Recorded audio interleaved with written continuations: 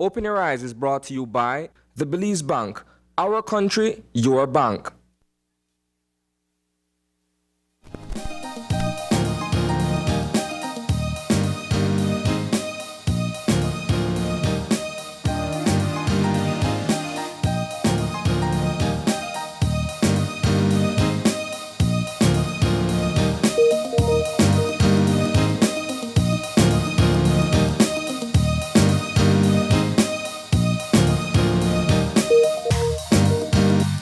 Good morning and welcome to Open Your Eyes. Start your morning right. I'm Marlene Cuellar. And I'm Paul Lopez. And thank you for joining us this morning. It's Tuesday morning. That's right. We're counting down to It is the our days morning of after Christmas. here, right? The It first day of is. Gimme Five. It was an exciting night last night, Marlene. Of course, we had Sabrina and we have our very own John. Yeah. They were Who both- welcomed people back to Open Your Eyes last night. Did he?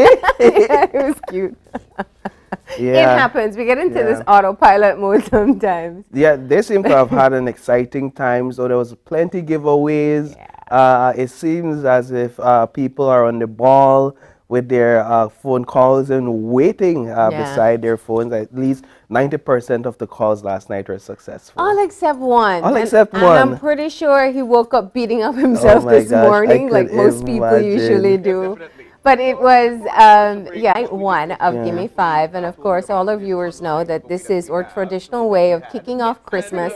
But more importantly, it is the celebration of our anniversary here at Channel 5. And we are officially celebrating our 30th anniversary. You just had your big 30, so I just did. it's a big deal, right? You know, I looked at the year. I think it only dawned on me last night when I began looking at the clips, the flashbacks, and the tags on the clips saying 1991. I was like, I'm as old as Channel 5 is, or Channel 5 is as old as I am, or we're twins in age. Or you're both as young, right? We're So both much as young growth as left. each other. Yeah. And so it was good to look at some of the clips though. And I think that's one of the things that viewers that view our different programs can look forward to throughout the course of the next few weeks. Some of those clips looking back at DJ Dalla last night.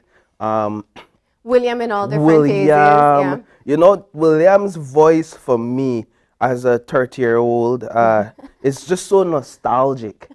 If I could say that. I listened to He's William. watching right now. I I'm gonna tease listened. you about this later. I listened to him listing those prizes for Yeah, Gimme Five. You just want this and you just want that, and I'm like, this brings me back to 10 years old. I remember that set, that old set. Yeah. So that's one of the things, the building at Regent Street and that original studio that we used to have there. You know, I think it's always great when we have our anniversary celebrations, because looking back, I think I said it yesterday, it's not just seeing the growth of the company, but because of what we do. You know, the news went live December 9th, 1990. Let's try. 30 years ago. I can't do math right now. But yeah, it's looking, because of what we do, we document all these things that are happening across the country. And we get to see the country grow too. We see what's developed, what's still the same, you know, which faces are still around and still have a very prominent role. And that's an enjoyable part for me as well. Yeah, to me, what's important and what I see is the people behind the company, those that were here initially and those that have grown with the company like yourself. This is different faces that make Channel 5 what it is, the different personalities that make Channel 5 what it is. So for me to be a part of that all is just an honor. Yeah, 30 years from now, you'll be a part of the trivia. Yeah, who was the who was one of the reporters? Channel 5 at 60, time? right? You might still be here. You never know. There's some people who have been here as long as the 30 years, and that's part of you know, the secret sauce to Channel 5. You can't get that nowhere else. Yeah. But of course, Gimme Five continues tonight at 7:30. You can check it out. I know you're going to be having your first hosting experience this week. Excited about Tomorrow? that. Tomorrow, we have Dwayne on tonight. I think Dwayne has become a staple Yeah. in Gimme Five. So I know people are excited. What do we do today? What do we do? And so And that's you the know, that's night. actually a part of my favorite experience. The people who coming, we have traffic most of the time for news, but when we have the Yeah. people who come into traffic for Gimme Five, they are an excited They bunch. And I are. get instructions from every single one of them that I'm speaking in. Oh my. Listen, I work here in the building. I'm here for the most part of the day, and the traffic, the amount of people that come in, it's almost like it's a part of the Christmas tradition for a lot of Belizeans. We're hearing calls. One of the calls last night was from Placencia. Yeah, that was a fun one. He's like, "This is my first time, and I never win." I never Makes you lucky, happy, right? yeah. Yeah, so putting smiles on people's faces, making people's Christmas, that's I think that's an essential part of Gimme Five, and that's Yeah. why people love it so much. And this is one of the traditions I think we've all grown to love, even here at the company. And we have such a dedicated team behind the scenes to make sure it goes well, from the production of the show itself to, of course, securing prizes and whatnot. I mean, they work really hard to get this going. So, but we all look forward to it because it's such an important part of our tradition here. But speaking of good news, I know quite a few people are happy with the latest SI that came out. Yeah, well, yesterday there was a leak. Just this random person on social media, I happen to have the person as a friend, made a leak with some images of this supposed amendment to the regulations, and it was circulating. We were trying to get confirmation, but there was nothing out there to verify for us that that document was in fact legitimate. And then it was about 6 o'clock last night that the government of Belize, via the press office, issued a release simply saying, one, that there is an extension to the curfew hours. Well, it's kind of a pullback in a sense, in that on the weekdays from Sunday to Thursday, the curfew hours now go from 11 p.m.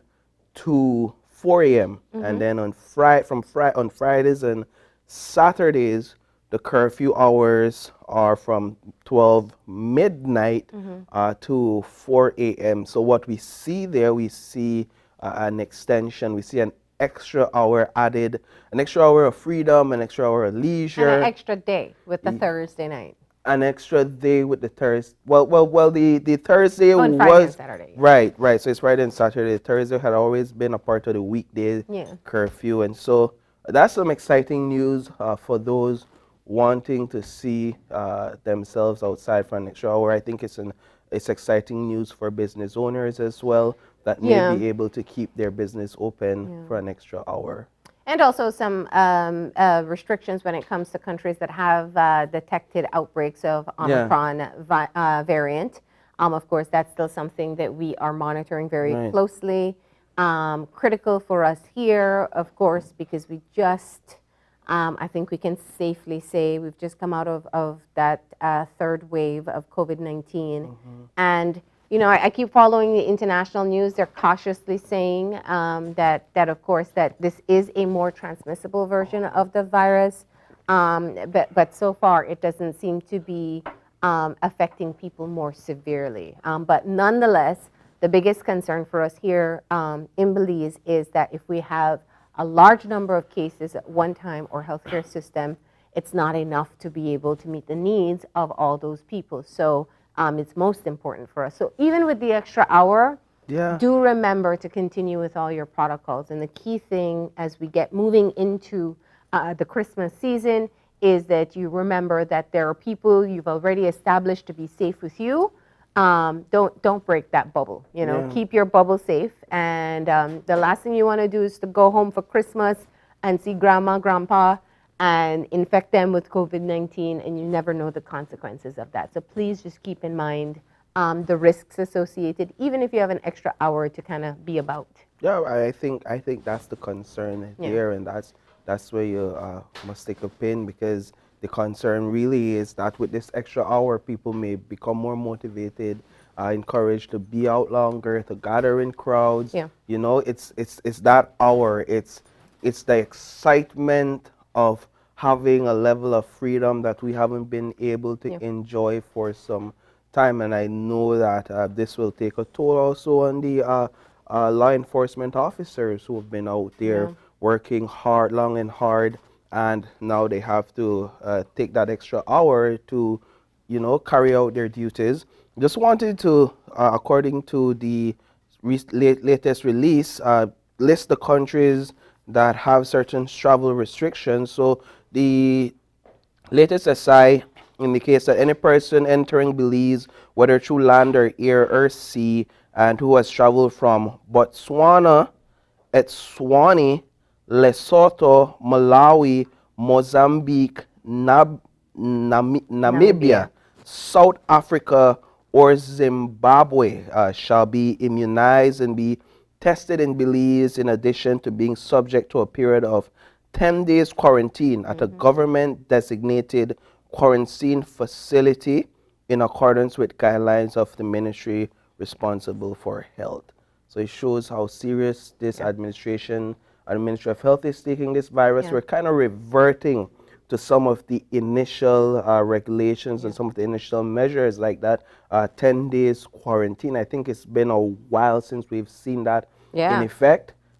You travel and then you come in and you have to be quarantined for 10 days, and more so at a government quarantine facility. It's been a long time since we've seen one of those, and so that's just a heads up for persons traveling from those countries. You don't necessarily, as I understand it, have to be a national of that country. Just if it's you have a just travel if you have a travel history there, and so that's something to look out for. Well, it's definitely showing that they are taking some precautions. I think what will be of concern is, as the variant continues to be detected in other countries, what that will mean moving forward.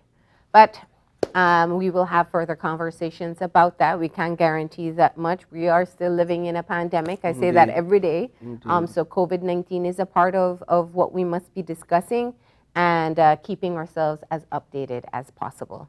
But we got to get moving into our show for today. And so that means we're going to have some motivation to get your day started. So it's time for your eye opener. And your eye opener, taken from dailyom.com, goes like this. Anything really worth doing in our lives will always have some fear attached to it. For example, having a baby, getting married, changing careers. All these life changes can bring up deep fears. It helps to remember that this type of fear is good. It is your way of questioning whether you really want the new life these changes will bring. It is also a potent reminder that releasing and grieving the past is a necessary part of moving into the new. You might wish to converse with your fear, pluming its depths for a greater understanding of the change you are making. You could do this by sitting quietly in meditation and listening, or by journaling, writing down whatever comes up. Your worries, your sadness, your excitement, your hopes is a great way to learn about yourself through the vehicle of fear, and to remember that fear almost always comes alongside anything worth doing in your life. Yeah, I like that. I think we all go through transitions in life. It's a part of our lives. I could recall that the many transitions that I've been through in my 3 decades of living. It's not a lot, but I've been through several transitions, and I think I could point where fear was attached to each decision that I had to make, and these fear would have been from a concern of moving from home and what the future holds. I find, though, that in most, if not all cases, things often work out. Things work out for the good, things work out for better. And so those fears that can oftentimes prevent us from transitioning and oftentimes prevent growth, it's better for them to be worked out, for us to work them out internally and take that step, even in fear, than to allow fears to leave us where we are and then just take over our lives Yeah, ultimately. yeah, because you just stagnate. If you Yeah, you just just stay with the stagnate. fair, you just stagnate. That's why I just love the clothes. I think, we all realize that if we look back on some of the biggest decisions we've made, there's a whole lot of fear that comes along with it. And that reward that you were able to enjoy was only possible because you pushed past the fear. And some of the greatest rewards come in just facing whatever inner turmoil you have, whether it's shaking hands or shaking bodies or shaking voice and Yeah. speaking up, just being able to confront that, know that's a part of what you're feeling, but still going after it anyway. Because trust me, you don't get anything anywhere from just sitting in that fear and thinking of all the what ifs. And you know, the fear is good in a lot of cases in that it creates a certain level of adrenaline. And sometimes that's all you need, you know. Sometimes in a difficult situation, all you need a little bit of adrenaline to push you on. And so another tip, utilize that fear, you know, in a positive way. And from the motivation for this morning, where we're encouraging you to go ahead, do that thing you're scared of doing, to our weather update for today. And we have our forecast prepared by Catherine Cumberbatch. And, well, there she is. Should I say give me 5? Give me 5. Yeah, give me 5. Good morning, Catherine. How are you? I am fine, Marlene. I am fine. I'm not going to complain. All right. I am just fine. All right, so tell us about our weather for today. Okay, first of all, Marlene, if you could look at our radar right now, you see we have a few light showers offshore. We expect that a few of those showers will move on the coast during the morning hours, and then after that, the shower activity will become isolated. So for today, we are going for basically sunny skies with a few cloudy spells. The high temperatures today will range from 87 along the coast, 90 inland, and 74 in the hills. Tonight, the skies will be partly cloudy, and the low temperatures will drop to 74 along the coast. Over inland areas, the temperature will be a little bit cooler, 68 inland and 63 in the hills. As I said, the showers will be isolated except for a few more showers that will be occurring offshore and along the coast this morning, then becoming isolated. The winds will be coming out of the east at 5 to 15 knots, and the sea state will be choppy. And, extended for Wednesday and Wednesday night is for partly cloudy skies. Showers will be generally isolated except for a few more morning coastal showers. And in our sargassum forecast, the impact from sargassum mats during the next few days will be minimal. So that's basically what we have for you guys for today. All right, beautiful weather. We'll That's take the right. shower here or there. That's fine with us. That's okay. That's great with me too. All right, you have a great day today, and thank you for the update. Okay, sure. You guys have a great day, and most of all, always stay safe. Yes, same to you. All right, bye. All right. Well, that does it for weather, but we have to move on to our show. And so we have an awesome lineup of discussions for you this morning. In our first discussion, we have the CEO in the Ministry of Sustainable Development, Climate Change, and Disaster Risk Management. And we'll be looking at a recap of COP26 and some of the achievements of this ministry. All right, and the second part of our show, we are going to be joined by Miss Earth 2021. Looking forward to having this conversation. Destiny Wagner returned to Belize over the weekend, and she's going to be in studio to tell us all about her experience so far and what her plans are for this reign. So that's going to be the second part of our show. That's some exciting stuff. Yeah. And in our third conversation, we'll be having an event planner who will be giving us details on how to properly dress your Christmas tree and design your home for the holidays. So you don't want to miss that part if you want some neat tricks and tips on how to have your home looking a bit extra special this Christmas. All right. So that's what we have in store for you. We're going to go ahead and take that break, but we got our birthday shout out this morning. Oh, we do. And so we want to say happy birthday to Leandra Crawford. Happy birthday to you, Leandra, from all of us here at Channel 5 and Open Your Eyes. We pray that you have a great one. All right. I will take that break now. When we come back, we'll be talking to the CEO in the Ministry of Sustainable Development, Climate Change, and Disaster Risk Management. Please stay tuned.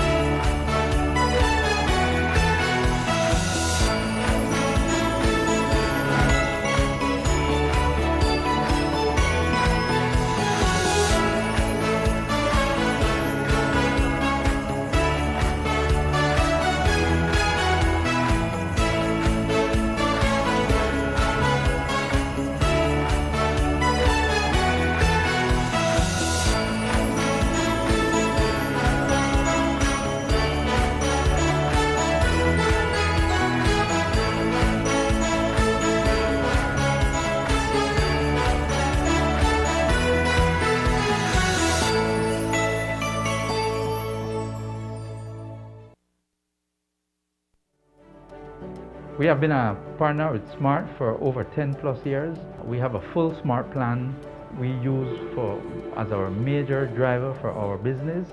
We have a service that rolls over in that if you call one and it is busy, it rolls over to the next line. So once you call us, you can get us at any time. Before we got this Smart service, we were paying upwards of nearly $2,000 in phone bills. Since we've had our Smart service, we pay an average of about $600. So we've had tremendous saving, more than 50%. For the businesses, if you want to save money, switch to Smart because it is far more cost effective and the service is excellent.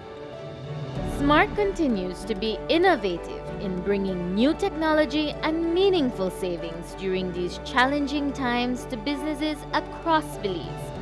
Sign up for our VoIP technology or broadband packages and save more.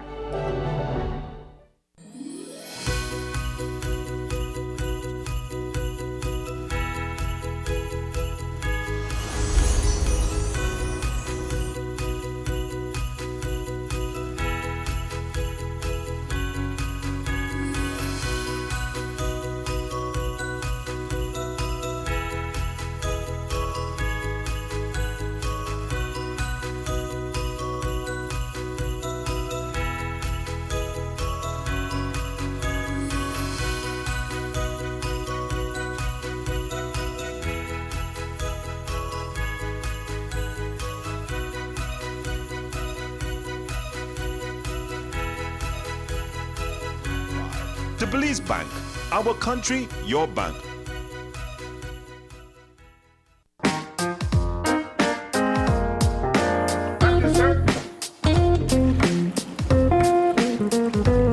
The TV you love is always with you, from live TV, sports, and on-demand titles. Choose your plan today. Plans start as low as $15 per month. My TV, entertainment, anytime, anywhere.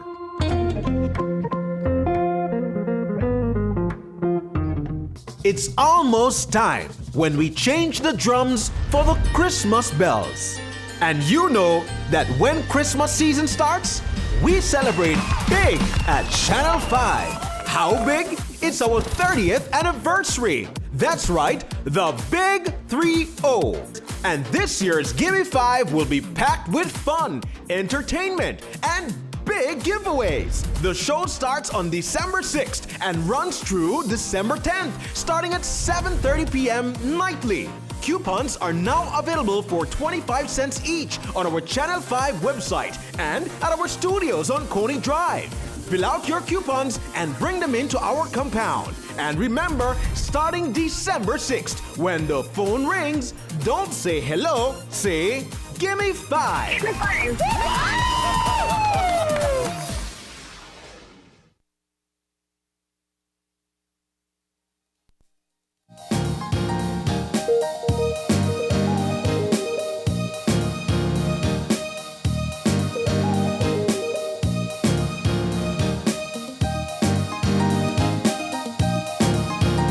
All right, and we're back. We have with us today in studio for our first conversation, CEO in the Ministry of Sustainable Development, Climate Change, and Disaster Risk Management, Dr. Kenrick Williams. Good morning, Doctor. Good morning. It's a pleasure to have you this morning. Let's just start by getting an update. How are you? I'm doing pretty good. Been pretty busy over the last year with this conglomerate of a ministry, but been doing pretty well. I could imagine. What did you expect when you first got the portfolio?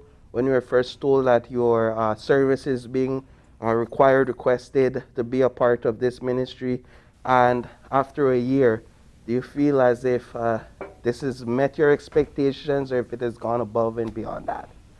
You know, I made the comment to my team about 2 days ago or so when I was first asked to be a CEO and was pondering the idea.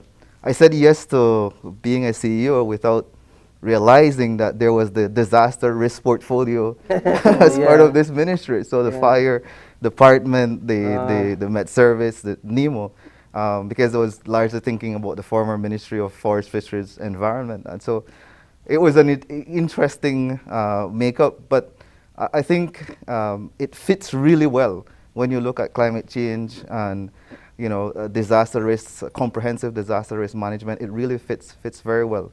And so the last year have been trying to make that function, trying to make that work and figuring out how that best functions.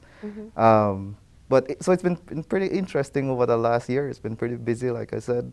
Trying to get the team working in cohesion, trying to push that integration, and then myself, individually, appreciating the public service and the nuances of the public service.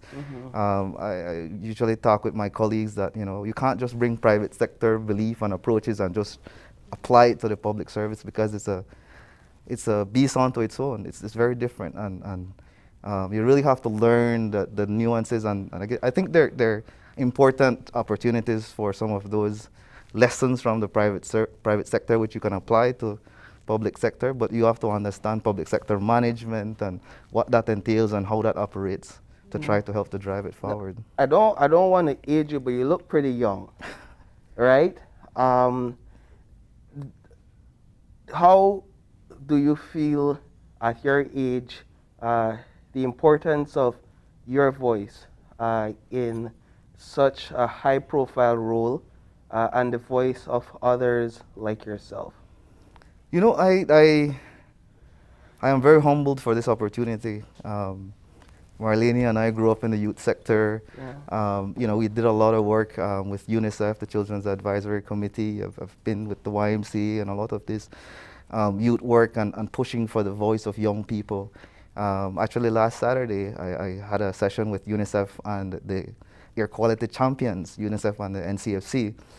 And I reflected on that experience of growing up within the different sectors and being given that voice to champion some of these critical issues. And again, I remain very humbled to then have this opportunity to push and drive some of the things that we think is important for Belize and can really make some impact for. I think for me, coming from Lekai, coming from Jasmine Street, that really, how to be that example, but also making decisions and being conscious of the impact for those people. I think that's what drives me, and that's what I try to keep myself grounded going forward. I think that's I'm glad you say that, because that's one of the things I think that we on the ground don't see much or don't understand much, the background behind the persons that lead in these ministries, the experiences you've had. You're saying you're from Belize City, you're from Southside Belize City, to be specific, came from humble beginnings, and now you're up there. Just I know it's a bit personal, but just speak a bit to how your experience as a Southside Belize City youth, how that impacts your decision making when it comes to the critical issues that affects those in your community. You know, I grew up in the South Side, but my family is from Cayo. And so growing up, it's always been a mix of those things. I currently actually live in Santa Elena. My family, my mom, sisters, still live in Belize City on Jasmine Street. And so I get the duplicity, the complexity of both lives and both experiences. And so it's trying to be real to those things. You know, I sat while waiting for the interview.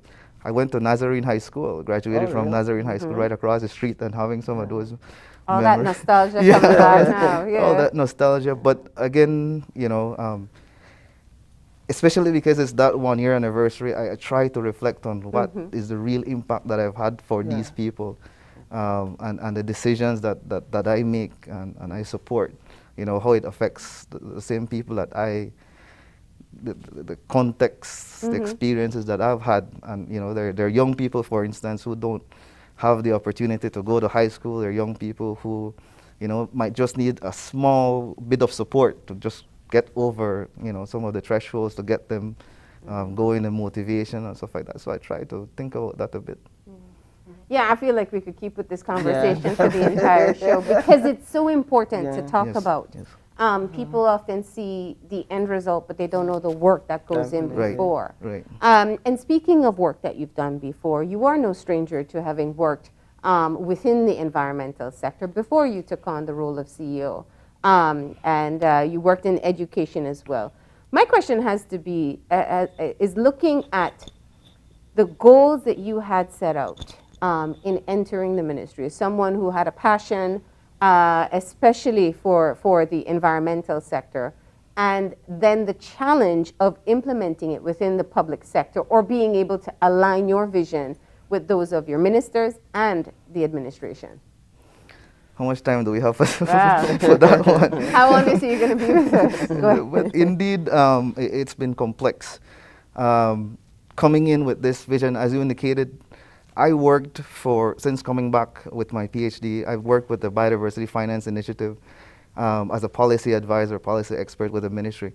And we did a lot of the assessments in terms of what were some of the challenges to address sort of the enabling environment, to address some of our environmental challenges, to look at the interrelationship between poverty and the implications for the environment, some of the national policies and the fact that they act as perverse incentives to deforestation and the drivers of deforestation and implications for biodiversity. So for example, a simple one is that we have a 1% tax on land that is not developed. That's a perverse incentive for deforestation, right? That's driving deforestation. So there's these kind of things that we've been looking at over time. And then, of course, the strategic opportunities, the opportunities for green bonds and blue bonds, new innovative financing that is founded in our environment but drives economic development, and that drives some of the socioeconomic development that we need. For too long, I mean, we have the best labs, I mean, we have the best environment, we have so much unique things,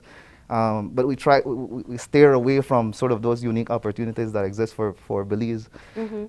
So it's been the opportunity to implement that.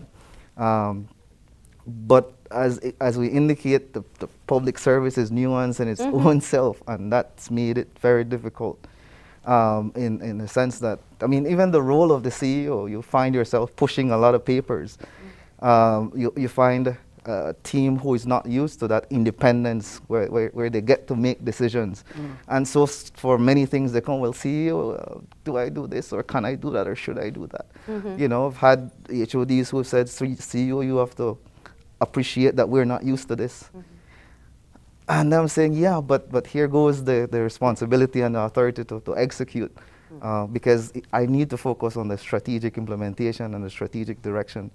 But you can understand, or appreciate at least, given the history of issues we've seen within public service and infiltration of influence from ministers and politicians, why very often there's been kind of this dilution of what should be autonomy. Let's use the example of I believe he's now left now, Mr. Alegria, and some of the challenges you were having within the Department of Environment there. Now, Dr. Williams, this has been, you know, we had Minister Musa on yesterday. I told him Home Affairs kind of takes over the whole conversation. We forget about new growth. For the ministry that you work in, it is particularly looking at environmental issues. That's been the number one conversation and spark for debate. Let's talk about some of the issues you found there about oversight, about proper accountability in doing due diligence, because that's the core if you're talking about sustainable development. Right. Indeed, what we've seen is that a lot of the decisions were influence decisions, and a gap in the independence of these heads of department. The process seemed to apply very differently to different people. It does not seem that there were standard applications of the various processes. So it's trying to standardize some of those things. I don't say the influence is still not there. I'm saying that we have to manage those influence to ensure that at the end of the day, the outcomes that, you know, they're within the remit of the various legislations and policies.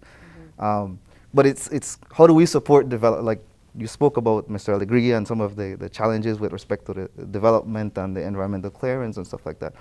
How do we support development, but ensuring, again, that we address the critical social issues, environmental issues that ensure that, you know, environmental compliance is clear, it's effective, and so that we're not just giving clearance because this one process, one stamp they have to get, you know, in order to move forward. That's not an easy process. You know, we're having a challenge with a developer right now and say, hey, this thing is taking too long, and I'm saying we have a dual role of, one, ensuring that this process is clear, it's fair to you as a developer, making sure that we're not dragging you on and edging you on for years.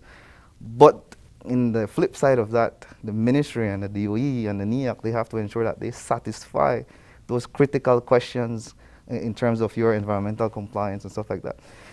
So it's been challenging, but again, what I find is some of the gaps is that there are no clear application of the process. There's no, a clear manual of how we apply some of these things, you know, a clear framework. Or it's not uniform. Indeed. Yeah. Indeed. It's different based on each time the process unfolds. Right. So let's dig deeper into that one, because when you talk about looking, especially when you're talking about environmental impact, there are many different factors. I think you pointed out social and environmental, but fundamentally, your role is to find that sweet spot, that delicate balance between how do you promote development, but still ensure that the environment isn't critically damaged. Right. Let's talk about that process. I mean, what's the definition there that you'd use? So the idea is that for these development projects, that the impacts are mitigatable, right? Particularly with respect to these large development projects. What we try to see is, can this project move forward, and you assess the scale, both the time scale and the size of those impacts, for instance, to see that, you know, over the next 5 years, over the next 10 years, those damages can be remediated, so that the development does not have then a more long-term an expanded impact. So when you look at damages and you look at what needs to be mitigated, is there a threshold in terms of the extent of damage?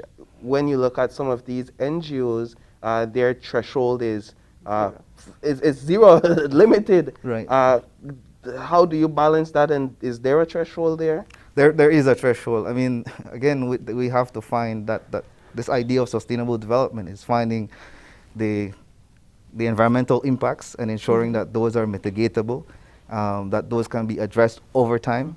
We have to look at the economic opportunities that comes from those investments, and how much we benefit, who benefits, and the benefits, again, similarly, over time, right? So you have to do that long-term cost-benefit analysis to ensure that if it is that we're going to be getting X amount of dollars, that impact is felt over time. And then, of course, the social impacts, right? How much does it impact community, how the local community, the broader Belizean community, what anthropogenic impacts, does it have on our identity or culture or specific groups of people? Those are some of the considerations that we have to look at comprehensively in order to look at clearance. The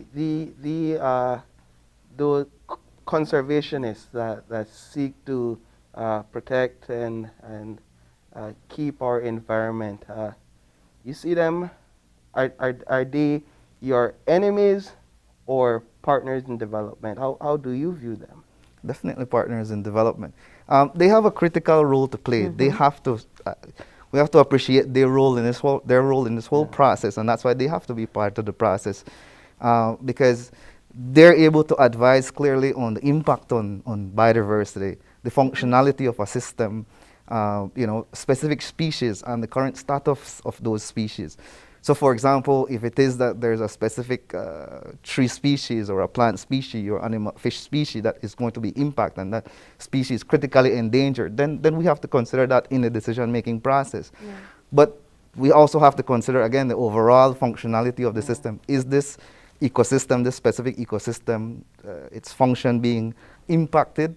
Can it be mitigated over time? What about the benefits then to Kikaker or Placencia or San Pedro, right? And those are things that we have to weigh with their information, as well as then the other information that we'd have to weigh that feeds into the broader decision making. Yeah.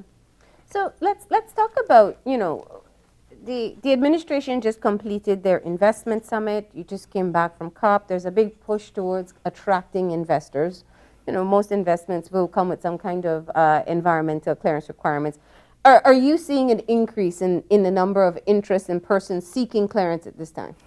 We are. Actually, we're seeing projects that seem to have been stalled for a long while coming back to be reappraised and assessed for environmental clearance. We've certainly seen an increase in small development and medium-scale development projects, particularly in the tourism sectors, being revised or newly being.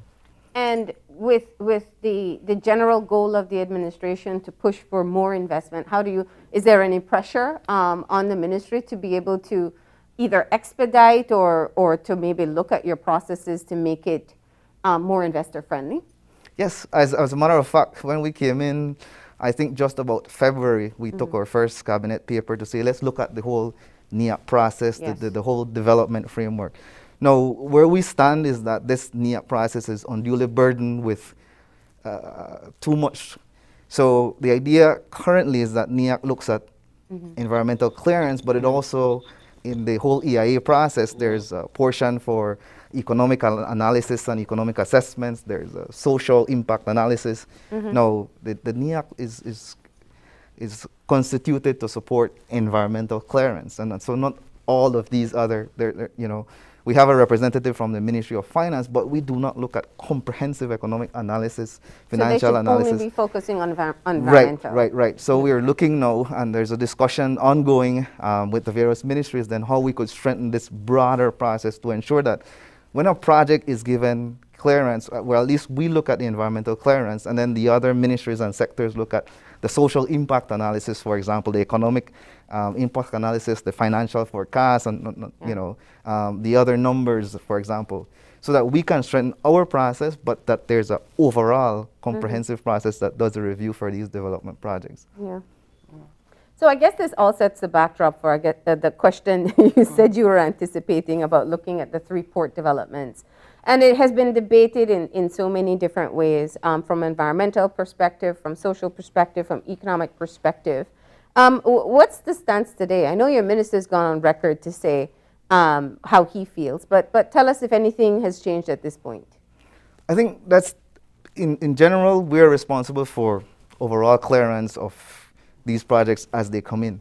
And again, what I think what is missing is this comprehensive analysis, this strategic environmental assessments, for example, that look strategically at all of these port developments and say, from an environmental perspective, because there could be assessments from a financial, from a port development, from a tourism perspective, again, all outside of the remit of what we should do. But for what we're responsible for, As the system stands, we do environmental impact assessments.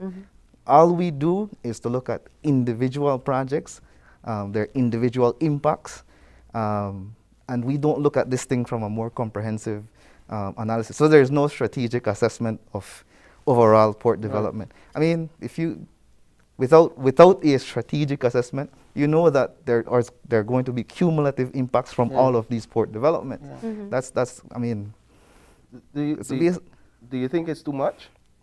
yes, yes. The developments?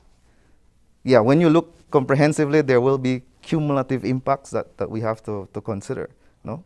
So how do you then seek to balance that? You're saying what I'm hearing you saying is that there's the question I asked, if there's too much development in terms of, we have 3 ports being built. We know that there are concerns at this time. How do you then seek to ensure that, because these developments are already ongoing, are already taking place, that the impacts and the cumulative impacts, as you put it, are minimized? That's a complex question just because of the way our system functions and works. And not to be a politician in this response, and I always try to be sensitive of that. But again, we are responsible for assessing individual projects and their impacts. And so it is unfair to a specific developer to say, you know, well, you can't get because he get and she get. We have to look at your specific project, and that's the mandate of our department. No, what we need to influence is a broader policy decisions, and we can speak to, from an environmental perspective, listen, the cumulative impact of this is significant. So while we are looking at the individual environmental clearance, there has to be a broader discussion, policy discussion at the level of cabinet, at the level of the decision makers, to consider whether we want this type of comprehensive development, significant development within our waterways, especially because of the commitments that we're making otherwise. And when you, I mean, what about, all ministries are under-resourced, and that makes things even more difficult. But what about monitoring the implementation? That's one of our biggest weakness, the monitoring and enforcement. Yeah.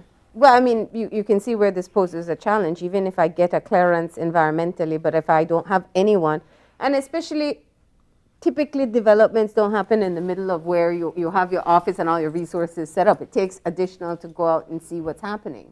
Yeah, that's an exciting question because of what we're trying to do to address that gap.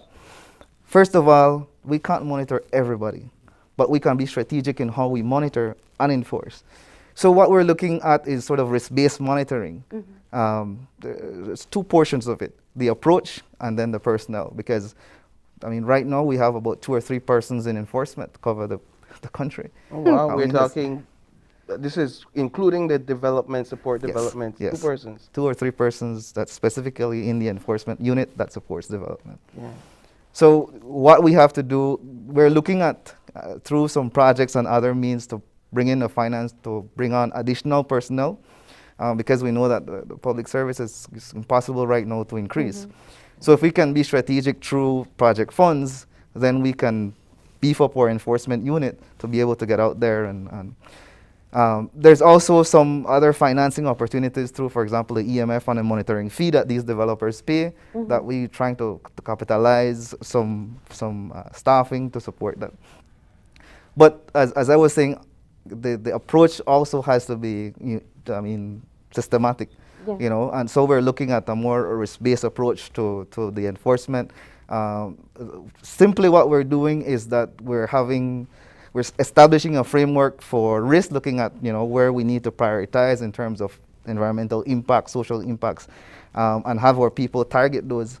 But we're also implementing a system where individual companies have to do their reporting, their annual assessment, and then from those we select and just do monitoring on those. Because right now there's no clear system on how we do that. We just, you know, target those, particularly those we think are big ones, or they have more significant environmental impacts, but it's not in a targeted way. And that's why you will see sometimes for, 2 years or 3 years, we don't do any monitoring. Or that's when we get the citizen journalists that come out and say, hey, look what's happening Right. here. This isn't what was first announced. Right. I mean, we've seen it over the years happen so many times. Right. Very often from environmentalists as well. You know, Dr. Williams, there's more we can talk about here, but I do want to shift gears just ever so slightly, because I know the environmental, the climate change conference just recently wrapped up, and Belize had great representation there.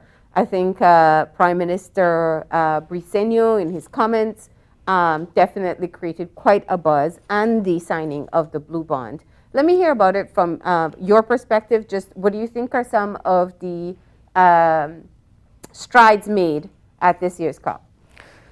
Well, we went out full force to show that Belize is a leader.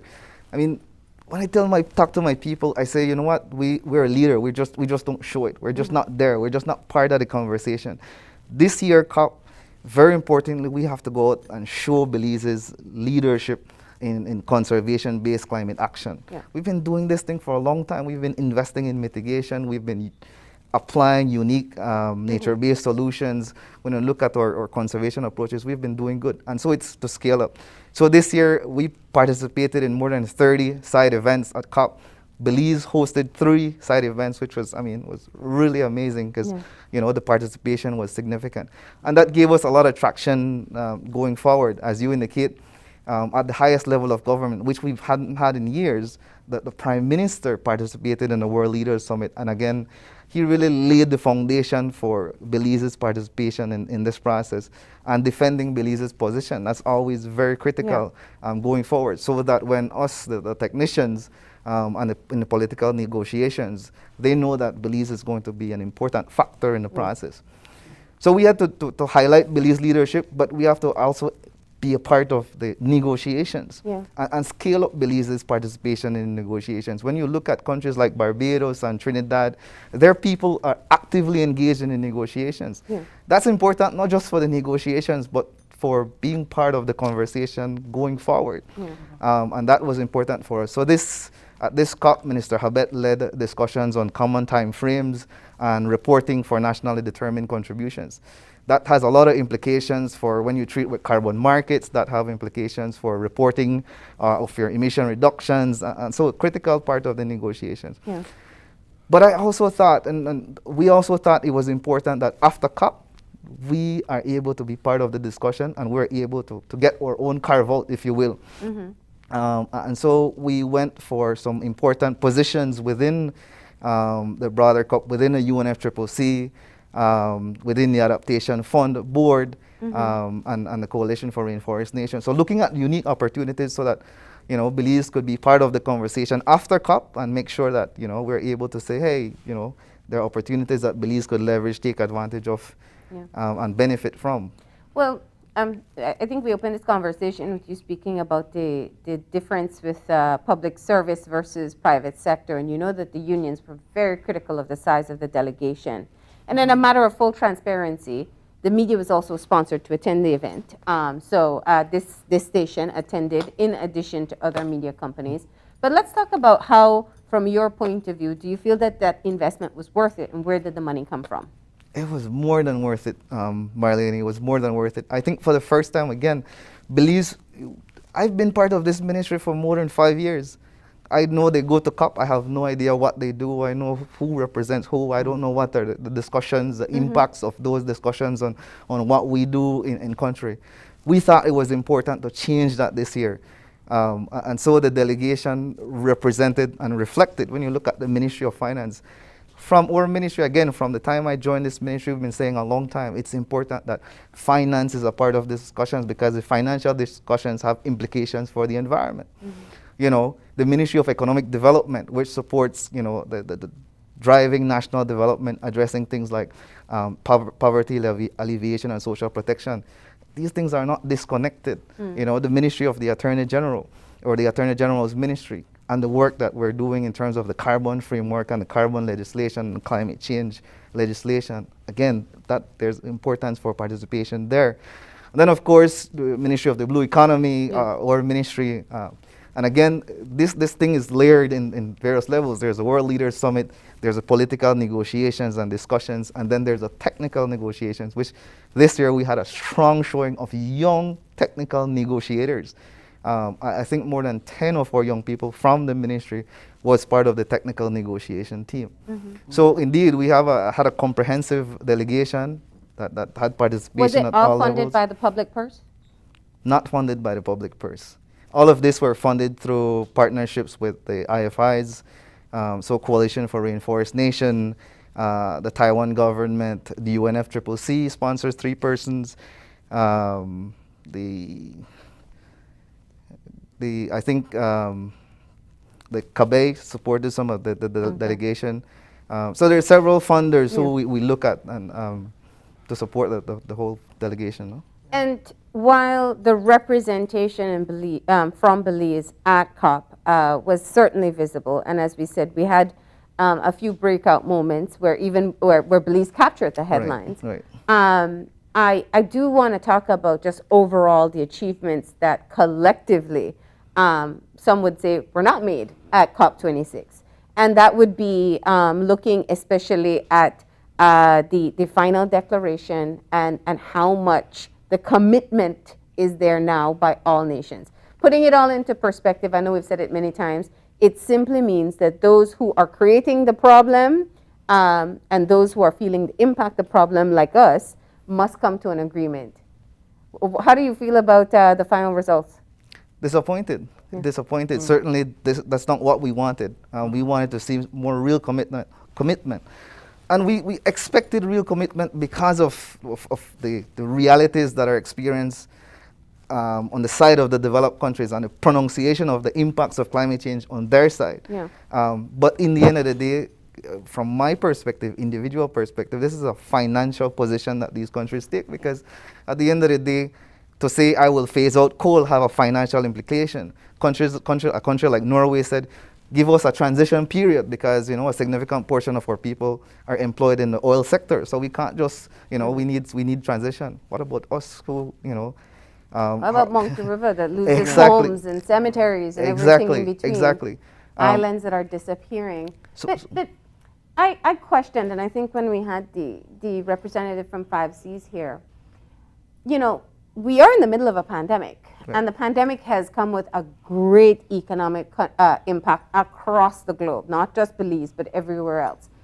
So it was almost a difficult time to negotiate when you're already feeling a pinch on your pocket. Do you feel that there is hope for commitment in the near future, or it will consistently be kick the can down the road? I think as best as possible. I think as much as possible, these countries will kick that can down the road. I think they will make small incremental commitments. Whether they will realize those commitments or not is still to be seen. I am not hopeful that we will see the type of commitment that we need. Again, when you look at the commitment for the $100 billion, for example, only 20% of that $100 million was actually realized, and only 2% of that come to small island developing states. That's totally insignificant.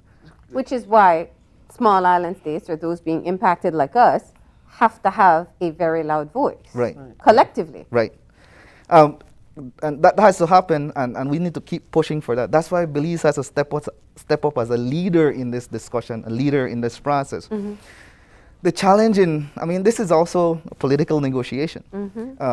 Challenge is that, these developing countries leverage positions with their partners, even in or negotiating groups.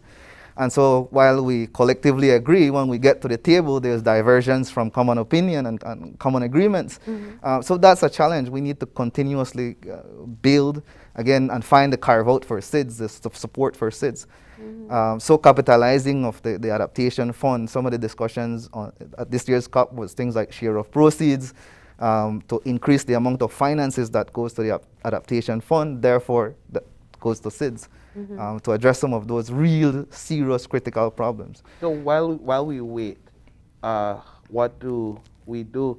Because we know the issues on the ground are urgent and they're critical, and there isn't necessarily time, as science has shown, as the discussions have proven, for more waiting. Things need to be done. Well, while we take part in these regional and international processes, we have to make sure that we carve out for Belize the financing that we need. This thing is not an environmental discussion. For too long, we've been having this one-sided discussion about climate change. No, this is a discussion about poverty. This is a discussion about the communities that are being impacted. This, the impact on infrastructure, the impact on ecosystems. But at the end of the day, just like how Norway want a transition period and everybody want their carve out, we have to start having that discussion for Belize and, ensuring that we go and secure opportunities for Belize. And I think that's the difference, that we will share common positions. We will ensure that we negotiate and advocate for a regional opportunities. But again, even within our region, countries are ensuring that they look at financial opportunities that secure and protect their people. And that's what we have to continuously do as part of this discussion. Does a part of your work include educating these communities that are being impacted on how to mitigate and address these impacts? Yes, certainly that's a part of our standard approach. I don't think that's a part of the impactful approach.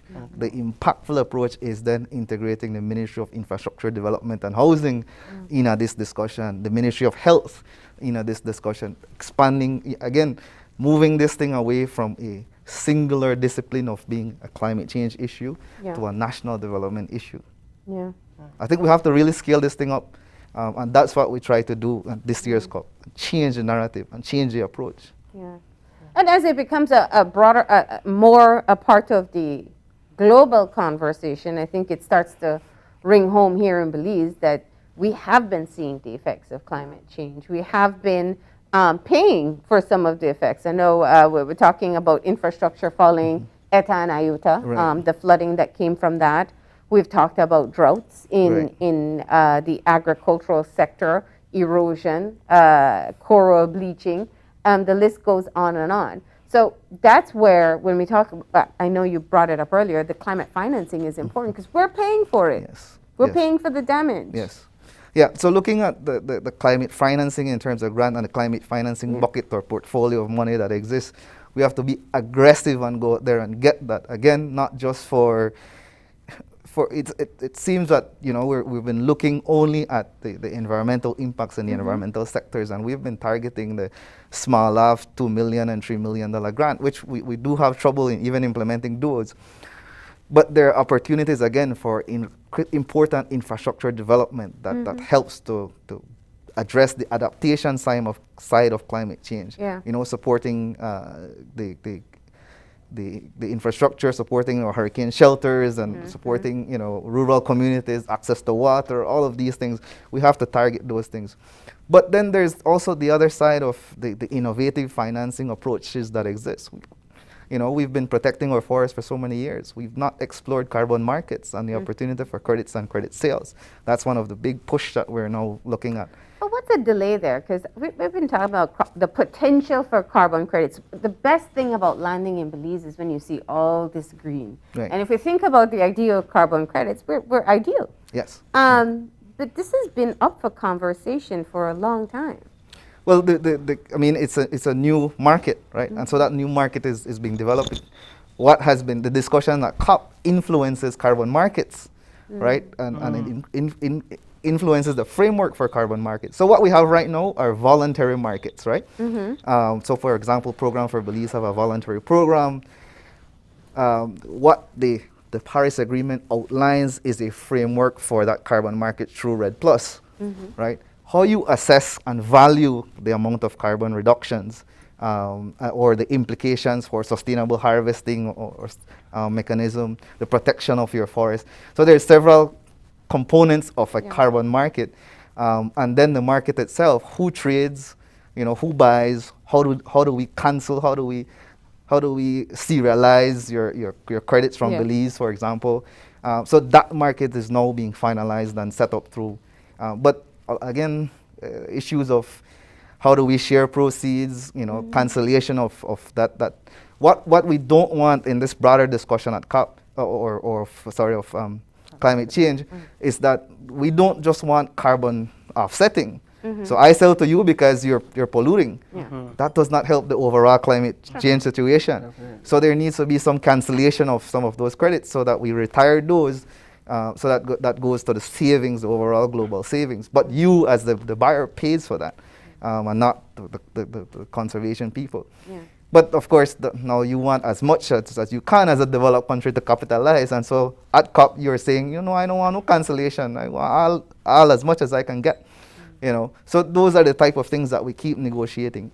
Anyways, I think we're at the point, at least for Belize, where we're formalizing a market. Yeah. And we're able to engage, whether through bilateral or through a market trading system, the sale of credits. Well, we're running out of time very quickly. But I do want to talk, you know, you said that you took your 1 year assessment and kind of looked at what you've been able to accomplish and some of the challenges as well. Let's dive into that. What are some of the milestones for the ministry over the past year? I think setting up a lot of the foundations, looking at when you look at the staff and the human resource, that's for me one of the biggest challenge. When you look at a fire department, you had a motivated fire department, the lack of the resources that they needed to do what they needed to do.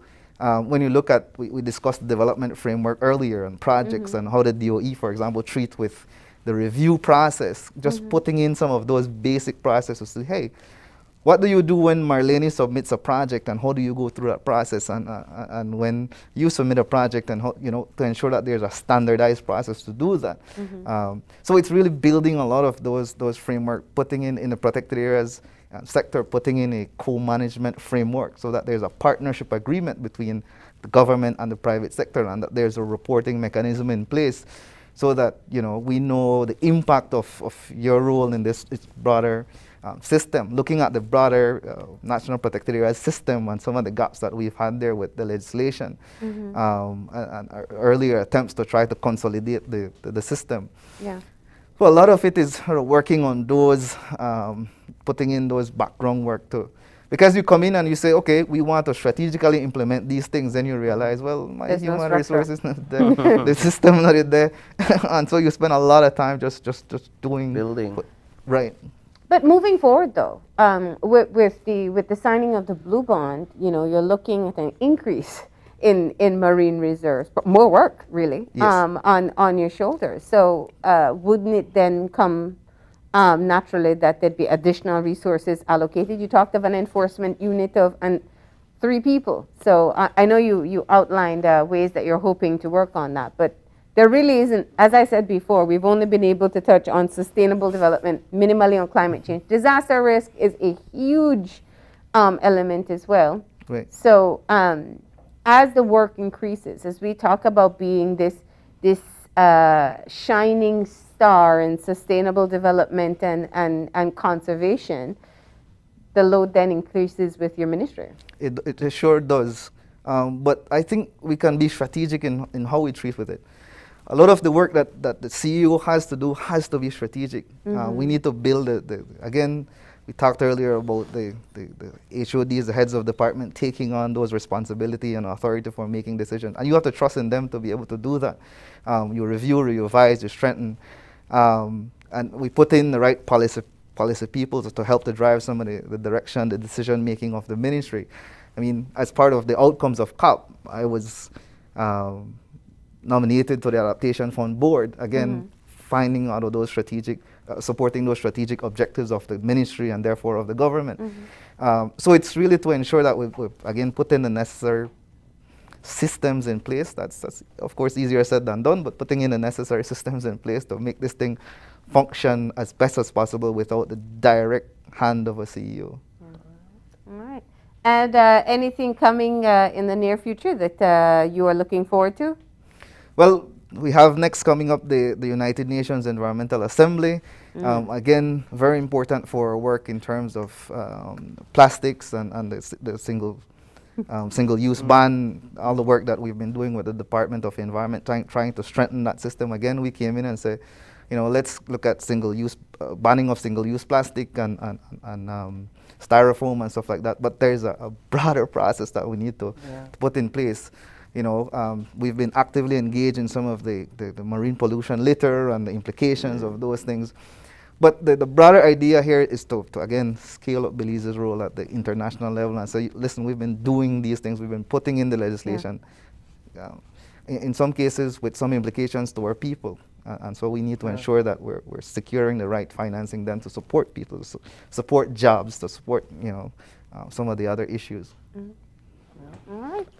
Well, with that, Dr. Williams, we want to thank you for joining us this morning. Such an insightful discussion. Thanks very much for having me, and I look forward to this journey and sharing it, with Belizean people, because it's not easy, and so we want them to understand this process and the work that we're doing. I think which will be important is sort of two-sided communication and opening those opportunities for people's input and involvement in the process. All right, we're going to take a break, and when we come back, we have in studios with us Miss Earth 2021, Miss Belize, Destiny Wagner. Stay tuned.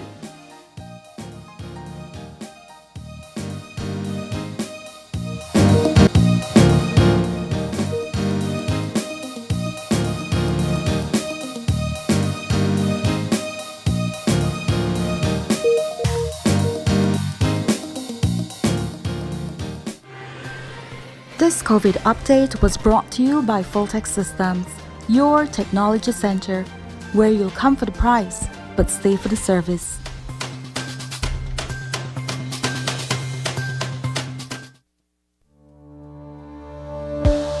Working off-site doesn't mean you have to be off your game. Studies have shown that simply adding a keyboard and mouse to your laptop increases productivity by 26%. Add a monitor, and you'll be 35% more productive. At Fulltech Systems, we have what you need to enhance your remote work or e-learning experience. With devices such as headsets, video conferencing monitors, webcams, keyboards, mice, docking stations, all with the brands you trust. Keep connected with collaboration tools like Microsoft 365 Suite and Kaspersky and perform efficiently no matter where you are. Fulltech Systems, your technology center, where you'll come for the price, but stay for the service.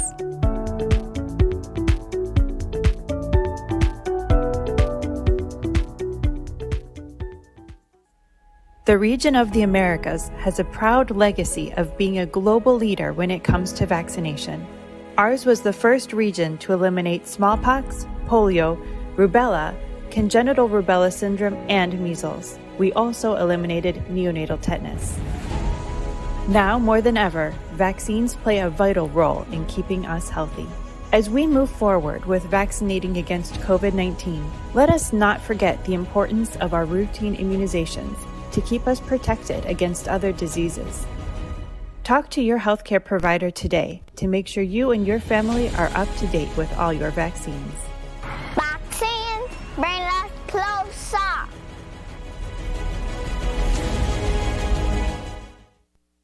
Bundle the fastest, most reliable, unlimited broadband in Belize with your prepaid or postpaid mobile plan or Netflix. You can bundle your broadband with your prepaid and enjoy 50% off all national calls, plus get SMS and data. Paid plan?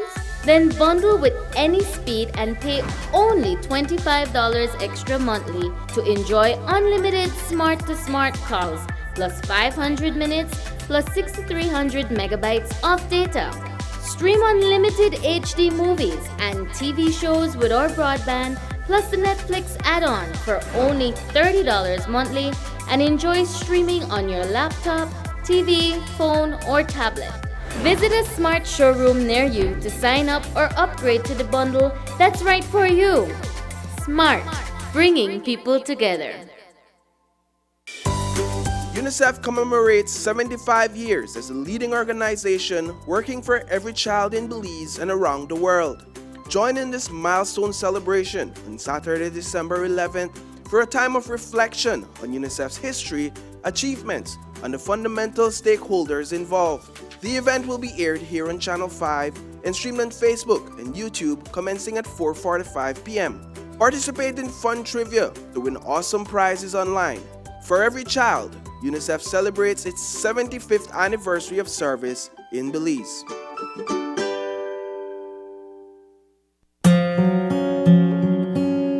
If you are ailing due to a chronic disease and are left permanently invalid before retirement age, you may want to check if you qualify to receive invalidity benefit. The invalidity benefit exists for persons who are unable to continue working due to permanent illness. To qualify, you must be under 60 years old, must be sick for 26 consecutive weeks and certified to be medically unable to perform any type of work, must have at least 5 years of paid SSB contributions and at least 5 paid within the 3 months leading up to your illness. If you do not qualify for the invalidity pension, you may be eligible for the invalidity grant. Want to know more about invalidity benefit? Visit our website or contact any of our offices to have someone assist you. Also, be sure to visit our Facebook page and give us a like to stay informed. Social Security Board, safeguarding you, your family, your future. As one of the largest cable and internet providers in Belize, CBC strives to provide our customers with the highest standards of quality, value, and service in all aspects of cable TV and internet. Monitoring our systems closely, our technicians combine creative planning and state-of-the-art technology with years of experience and training to develop and provide the most reliable and advanced cable and internet service to exceed your expectations. For CBC and our team of talented engineers, technicians, and customer service representatives, delivering less than the very best is never an option.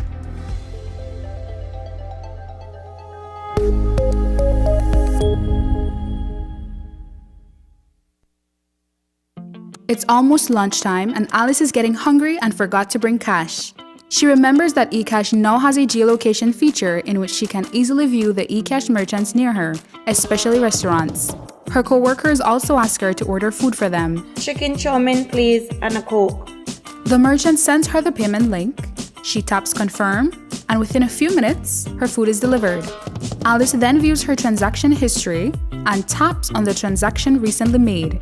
Then taps the split the bill button where she selects the unevenly option and moves the bar to the desired amount per person. The request is then sent to her friends. Her colleagues accept the request and are ready to enjoy their meals. Geolocation and splitting the bill via eCash make Alice's life a whole lot easier.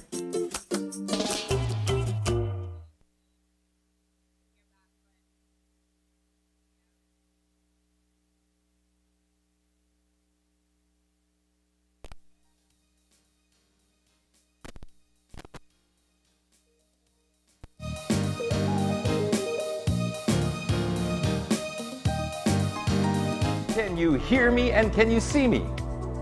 Hearing's just fine. I can hear you. Coming across loud and clear? Yes, I can hear you loud and clear. And how are you feeling right now? We're right towards the end of the pageant. What are the nerves like? I'm very nervous. However, I'm excited and I'm thankful to be here and have made it this far. So I feel great. Do you know where, at what point we are in the pageant? Are you aware from where you are, where we are? I have no idea where we are at all. You have no idea? It's a little bit different. That's why I ask, right? Because we are doing this virtually, so we're not even sure what you hear, what you know. So I don't know if you know that you are now crowned Miss Earth 2021! You are it! Congratulations, Belize! You are the Miss Earth of 2021! Oh my, I feel a bunch of And there you have it. That was the moment that Belizean Destiny Wagner was officially named Miss Earth 2021. And we have her with us this morning live from Punta Gorda, Paine, to talk with us and share her experience. Welcome home and congratulations. Thank you so much for having me. What's it like watching that clip again? I just get so excited and nervous all over again because I was experiencing so much emotion, but it was such a sense of relief. Like the feeling was just so amazing. I have to ask Destiny, did you know that that's what would have been told to you? It's a virtual event, and I wondered if maybe somebody texts you in the background and said, hey, you're coming up next and you're the winner. Did you know? I had no idea at all what was happening. I didn't even know what ladies were in front or behind me. I just was waiting like on a wing and a prayer, just praying for the best outcome. Yeah. You know, Marlene, I was engaged in the show. I was in tune. I was there from the announcement was made that you made the top 20. I must admit, I wasn't there before that, but when I heard that you made the top 20, I was like, I have to get into this. And I listened to the answers you gave, and you gave exceptional answers. I must say that. So much so that just by listening to your answers, I said to myself, man, Belize stands a chance at winning this. So I was not surprised, at least bit excited, but not surprised when I heard the announcement that you had won. Would you speak a bit to how you prepared yourself for this event? Yeah, so I only had 2 weeks before my videos were due because it was a virtual pageant, so we had to submit videos in advance, and I got appointed pretty late in the competition.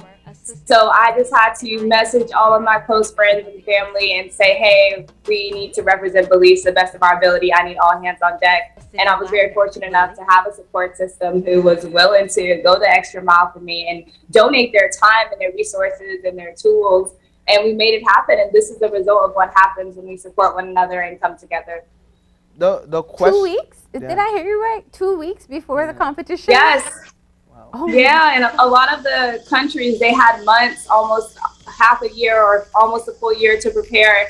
And I filmed my preliminary and my final videos in the same day. So I had no idea if I was going to make the finals or not. Wow. Right? Yeah, that whole adds a whole other dimension to this win. Yeah. But Destiny, you know what this means for us in Belize, and this is not your first rodeo. You did compete in Miss Universe, and you've been through so much of the emotions of this before. From the moment that you were named a part of the top 20, you already knew you were you had earned a historic place in this country. What was it like from that point forward? I was satisfied. I just wanted Belize to place. My goal was to represent Belize to the best of my ability and to place because I knew that I could do it. I knew that I could place in this pageant. I just didn't know what placement I was going to get. But I'm very happy with the outcome. I'm so filled with so many different emotions, especially for Belize. This is a huge win for everyone, and I hope they see it as a sign of hope. But that's pretty much how I was feeling throughout the pageant and during the pageant. I just wanted to place. I wanted to get people to remember Belize. Yeah. Was the entire event pre-recorded, or there some of it that was live? What was that? Was the entire event pre-recorded, or were there some of it that was live interaction? So the question and answer, that was like live, but it was pre-recorded a few days in advance, like a day in advance. But the videos, those were pre-recorded. And yeah, all of the videos, preliminary and final videos, were pre-recorded, and we had to submit them before a deadline. Yeah. So just the announcement was live? And the question? Yes. Yeah, okay. Now, Destiny, let's just talk a bit about you. Let's have Belize and the rest of the world learn more about Miss Earth. You have had a very great career in public relations. And in fact, you gave that all up to come back to Belize. Tell us a bit about that. Yeah. Well, I was living in New York City at the time, but I'm born and raised in Punta Gorda, so I did go to school in the States. And I took a random trip to Paris and absolutely fell in love. And I thought, I want to live outside of the USA. I want to teach kids in Paris. And then I thought about it, and the more and more I thought about it, I thought, hey, why would I go to another country to help children when I have a bunch of youth right now in my country who can benefit from my help, or I could be more hands-on in my nonprofit. So I packed up my bags, moved to Belize, and essentially for the pageant, if I were to win the pageant at the time, Miss Universe Belize, I wanted to be hands-on and I wanted to be in the country. Unfortunately, it didn't go as planned, but I'm very thankful that I did decide to come back to Belize full-time because I am able to be more hands-on in my community, and it's great for them to see a face, to recognize a face, and to see themselves in me. So I'm happy to achieve such a win of this magnitude because it instills hope in the youth and it also inspires them. Yeah. I mean, this is a win for us, but I can't even imagine what the town of PG must feel like. Yeah. We had a motorcade. As soon as I got back, I wasn't expecting anything because we had just had one in Belize City. But as soon as I landed on the plane on Tropic, they had a motorcade. The mayor was out there, did a speech for me, and we motorcaded all the way back to my house. And then we went to Walucos, and there was a whole crowd waiting for me there. So it was the perfect end. Yeah.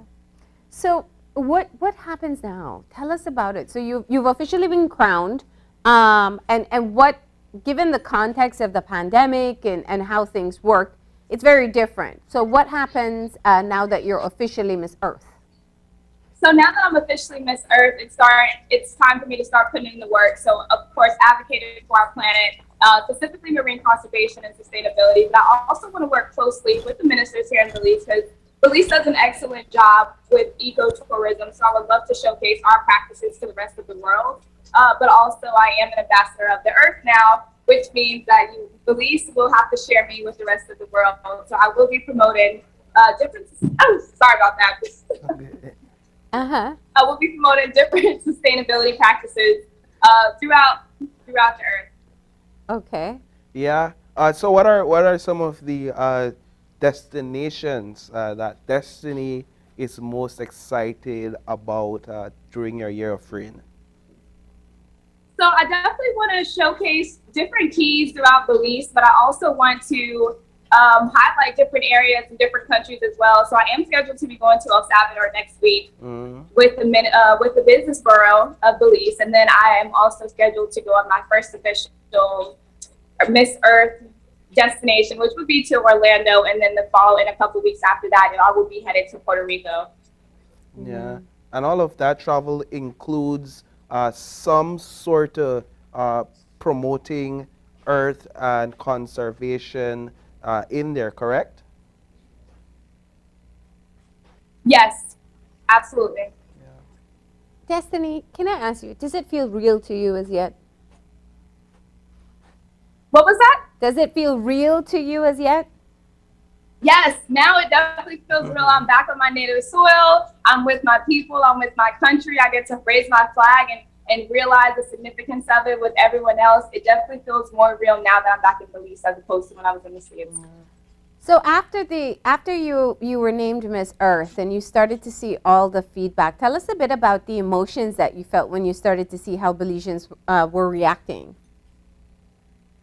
It felt good. It felt amazing. I really needed the support, and I'm happy that everyone can rejoice with the win, but it's very important for everyone to come together even before that and to help support the youth, not just our beauty ambassadors, but all of our ambassadors before they get the big win. We can accomplish so much when we work together and give a helping hand. So I hope that this is a lesson to all to continue to support one another and just help them out, help them market. You don't even have to support them financially. Something as simple as spreading a post or dropping a flag below can go a long way. What's the unique thing about this Miss Earth pageant that makes it different and set apart from any other pageants that you've participated in? Miss Earth focuses on environmental advocacies, and I think that's very relevant with today's society, or in the world we live in right now. Our planet is in danger. So Miss Earth is looking for a spokesperson and an advocate and ambassador of our planet. And that's what sets this pageant apart from other ones. The advocacy is so strong, and the women who have participated in this are passionate. They're not choosing advocacy because of the pageant. They're choosing their pageant because of the advocacy. Yeah, we know that the Miss Universe pageant, that there was some disappointments experienced there on your end. However, you bounced back pretty well to win Miss Earth 2021. What do you say to persons out there based on that experience, that comeback experience, if I may? I've never been one to feel sad if I weren't able to win something or achieve something. I think of everything as a learning point and a lesson, and you always have to smile regardless of the outcome. I experienced a lot of no's, but to me, it's a numbers game. You know, Belizeans, we love picking pots, so there's 52 cards in a deck. Out of those 52 cards, you have to get your 4 aces. So you have to go 52 times. You'll get a whole lot of no's, but you will eventually get 4 yeses. And that's the way I look at it. And I finally got my yes, and it was a big yes.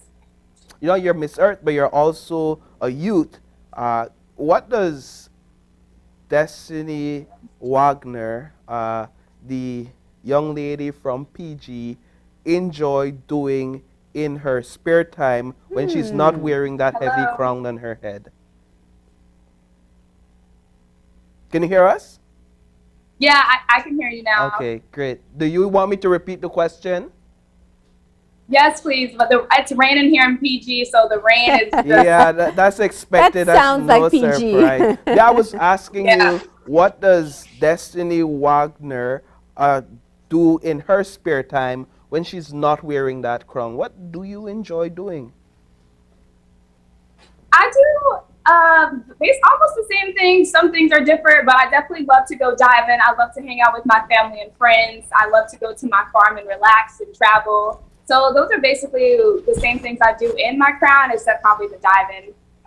But the best part about this win is that I did it being my authentic self. So with or without the crown, I'm still going to be the same person and carry myself how I normally would. So I'm happy that I didn't have to conform or pretend to be somebody that I'm not in order to achieve this greatness. So hopefully someone listening, they will be inspired, and they don't have to change either. There's no reason for you to change who you are in order to get something that you want. That's so lovely. Now, you know, it's also earning this crown and distinction for us is we are so proud of you. But on a personal level, you have a huge platform, and you spoke about wanting to help children. You started in other parts of the world, and then you decided to come home. How do you want to use this platform to advocate for causes that are important for you, whether environmental or not? Yeah, absolutely. I think the best way to educate someone is to lead by example. So I want all of my actions to be the teaching lessons. I want people to watch me, the lifestyle that I live, and then become motivated by that. But for sure, focusing on marine conservation, those are things that I have been doing and will continue to advocate for, as well as feeding programs in the rural communities. But because I have such a huge platform now, I definitely want to expand on more projects. I would love to start community gardens as well throughout Belize, but those are just some projects that are pending right now, and I'm sure that we'll be able to accomplish it though. Yeah. What are you most excited about? I'm most excited about the whole journey. I have no expectations, so I'm just going in this with an open mind and ready to embrace everything and just live in the moment. Do you think little Destiny had any idea that this is what was going to come in her future? Not at all. Little Des is probably shocked right now. Yeah? Did she have some confidence issues? She's always been confident. She had always been confident. Contrary to popular belief, I was very confident and outspoken as a child, and it shows now as an adult. But it really didn't resonate with me that I would be a public figure or be a beauty queen. I always assumed that I would just be a boss. Like, I knew I was going to be a boss. I just didn't know in what industry. Oh, wow. So it's shocking. And not just any beauty queen, but an international beauty queen at that. Yeah. So what do you want to say? I mean, this is the dream of many little girls out there. Having a queen from Belize is something that I mean, there's no way to really capture the impact that can be had there for all our little ones and what they can accomplish. But what would you say if you're invited to a classroom and schools resume and you see the little girls in there, whether confident or not so confident, what would be the message that you would share with them from your journey? My message would simply be, it doesn't matter where you come from. It doesn't matter what kind of texture hair you have or your skin tone. Remain true to yourself, because your personality will get you into more doors than your looks ever could. So be you and be true to yourself. Yeah, I hear what you're saying with the texture of your hair. Let's just very quick, because you triggered the thought in my mind. Do you think that it was part of, in your journey with pageants, did you ever wonder, oh, well, maybe it's because of my hair? Did you have doubts about it, why you keep saying it? I didn't have any doubts about it, but I realized the public opinion, they had a few doubts about my hair. And I would often hear a lot of times, oh, do you plan on cutting your hair? Would you plan on wearing a wig? And people would throw in little comments like, Belize not ready for a Rasta queen, or Belize what I never crowned like a Rasta gal. So it didn't make me insecure or anything. It just motivated me to show the world how progressive not only Belize is, but the rest of the world is. So if this is the standard now with beauty, I'm very happy, because it goes to show that every woman is beautiful in their natural hair. Yeah, I love that. I love that. And then, you know, I think as that conversation spreads in Belize, especially, we've heard it as a topic of conversation within the police department, within schools. Here you are representing the global standard of beauty from Miss Earth with your hair naturally worn. That's lovely. So just closing words for us, Destiny. Just, you know, we're so happy to have this conversation with you, and to hear about how you're feeling as of today. You said you're going to be permanently in Belize for now? Yes. Yeah, Belize, I'll be permanently in Punta Gorda. So, and then if I have to travel, I'll travel, but this is my home base. Yeah. Yeah, so just closing thoughts, if you would. Yeah. Yeah, go ahead. To Belize, this win is for every one of us. I hope that this instills hope in each and every one of you. We've had such a tough year the past couple of years, but Little Belize is now getting recognized. So I want everyone to be conscious of their decisions moving forward. Do not give our country any bad publicity or scandal. So everything you do, think about Belize and how the world is going to be viewing us, and let's have them view us in a positive light. So that's our message to everyone. Sending peace and lots of love to everyone out there, and God bless. All right. We want to thank you, Destiny, for coming on this morning and gracing our morning show with your presence with that wonderful conversation. Coming up next, we have a discussion that has all things to do with decoration, decorating your Christmas tree, decorating your house. As you do that Christmas cleaning and you prepare for that very special Christmas day. We're going to have a conversation about that, so you don't want to miss it. Stay tuned. We'll be right back.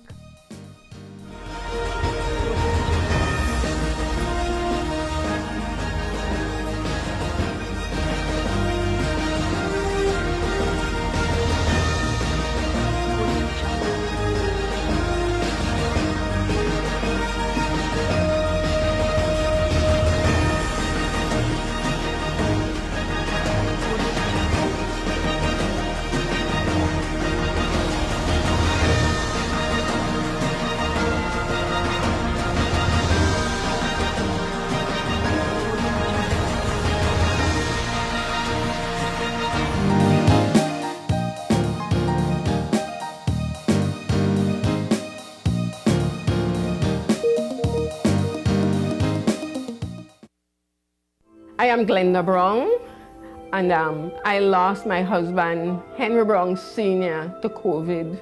He was a pastor, and he loved the Lord.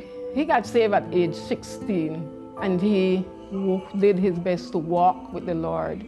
When he was admitted, I said, well, it's good. He needed oxygen, and that is going to move up, and then, you know, he's going to be back. but it didn't happen that way. Eventually, he got intubated and sedated, and that was the part when we realized, you know, it is getting real worse. We don't know what is happening. We prayed with him, we spoke encouraging words, but we weren't getting response. We hope he heard, but I don't know. I eventually reached hospital unplanned. I spent an overnight in there Monday. That night, because I was tested positive, the doctor allowed me to go and see Henry. And so it was so good to be able to go to his ward. I get to rub his head. But he was saying he didn't think Henry was going to make it. There were much prayers going out on his behalf. But I knew God's will was what was going to be done. I think for me that did a lot. Even now, to could remember that I was able to, you know, touch him and see him those last moments, just the day before he passed. I just thank God for that opportunity. COVID is terrible once it comes to your home. It's something else because you have to quarantine. It's painful. All of a sudden, the connection within the family break down. When Henry passed, the children came and they came to my room. I have windows on both sides of the house, and so that was how we communicated. We spoke from there. Even the funeral arrangement and all these things had to be done. And I went out there to see the vehicle pass. I didn't know they would stop, but I'm glad they did. And so I made my way to the street side. I had COVID, so I knew I had to keep a certain distance from other people. To look at that casket in that vehicle and know that Henry is in there. I watched online. It was so hard. I mean, this is Henry. He's gone. He's not going to be back again. Henry hadn't been vaccinated. He didn't want to be vaccinated. I was told that he said to someone in the hospital while he was there that if he gets out or when he gets out, he was going to get vaccinated. I know it's not the only prevention. Washing your hands, doing the other thing, taking your meds does help. So there's a number of things to do, and I encourage people to do all of them. God does protect us, but we are also not to put God to the test. And so I encourage people to do what needs to be done. There's a lot of things I missed him, just not having him coming home again. It's a journey ahead that I am trusting God to take me through. I know He will.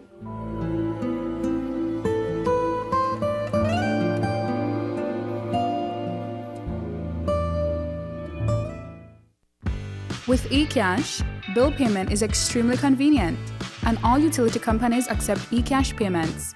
What's even better? You get to split bills with your roommates, siblings, or whoever you desire. Simply open your eCash app, go to Bill Pay, tap the respective utility company, enter the information, and pay the bill.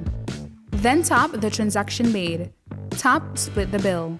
Select Evenly. Send the request to who you are splitting the bill with, and get notified when they pay. Talk about making life easy and avoiding confusion. You can split the bill for restaurants, grocery stores, and for any eCash payment you make.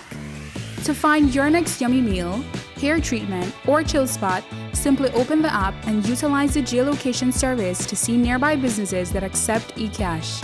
Geolocation and bill payment make life a whole lot easier.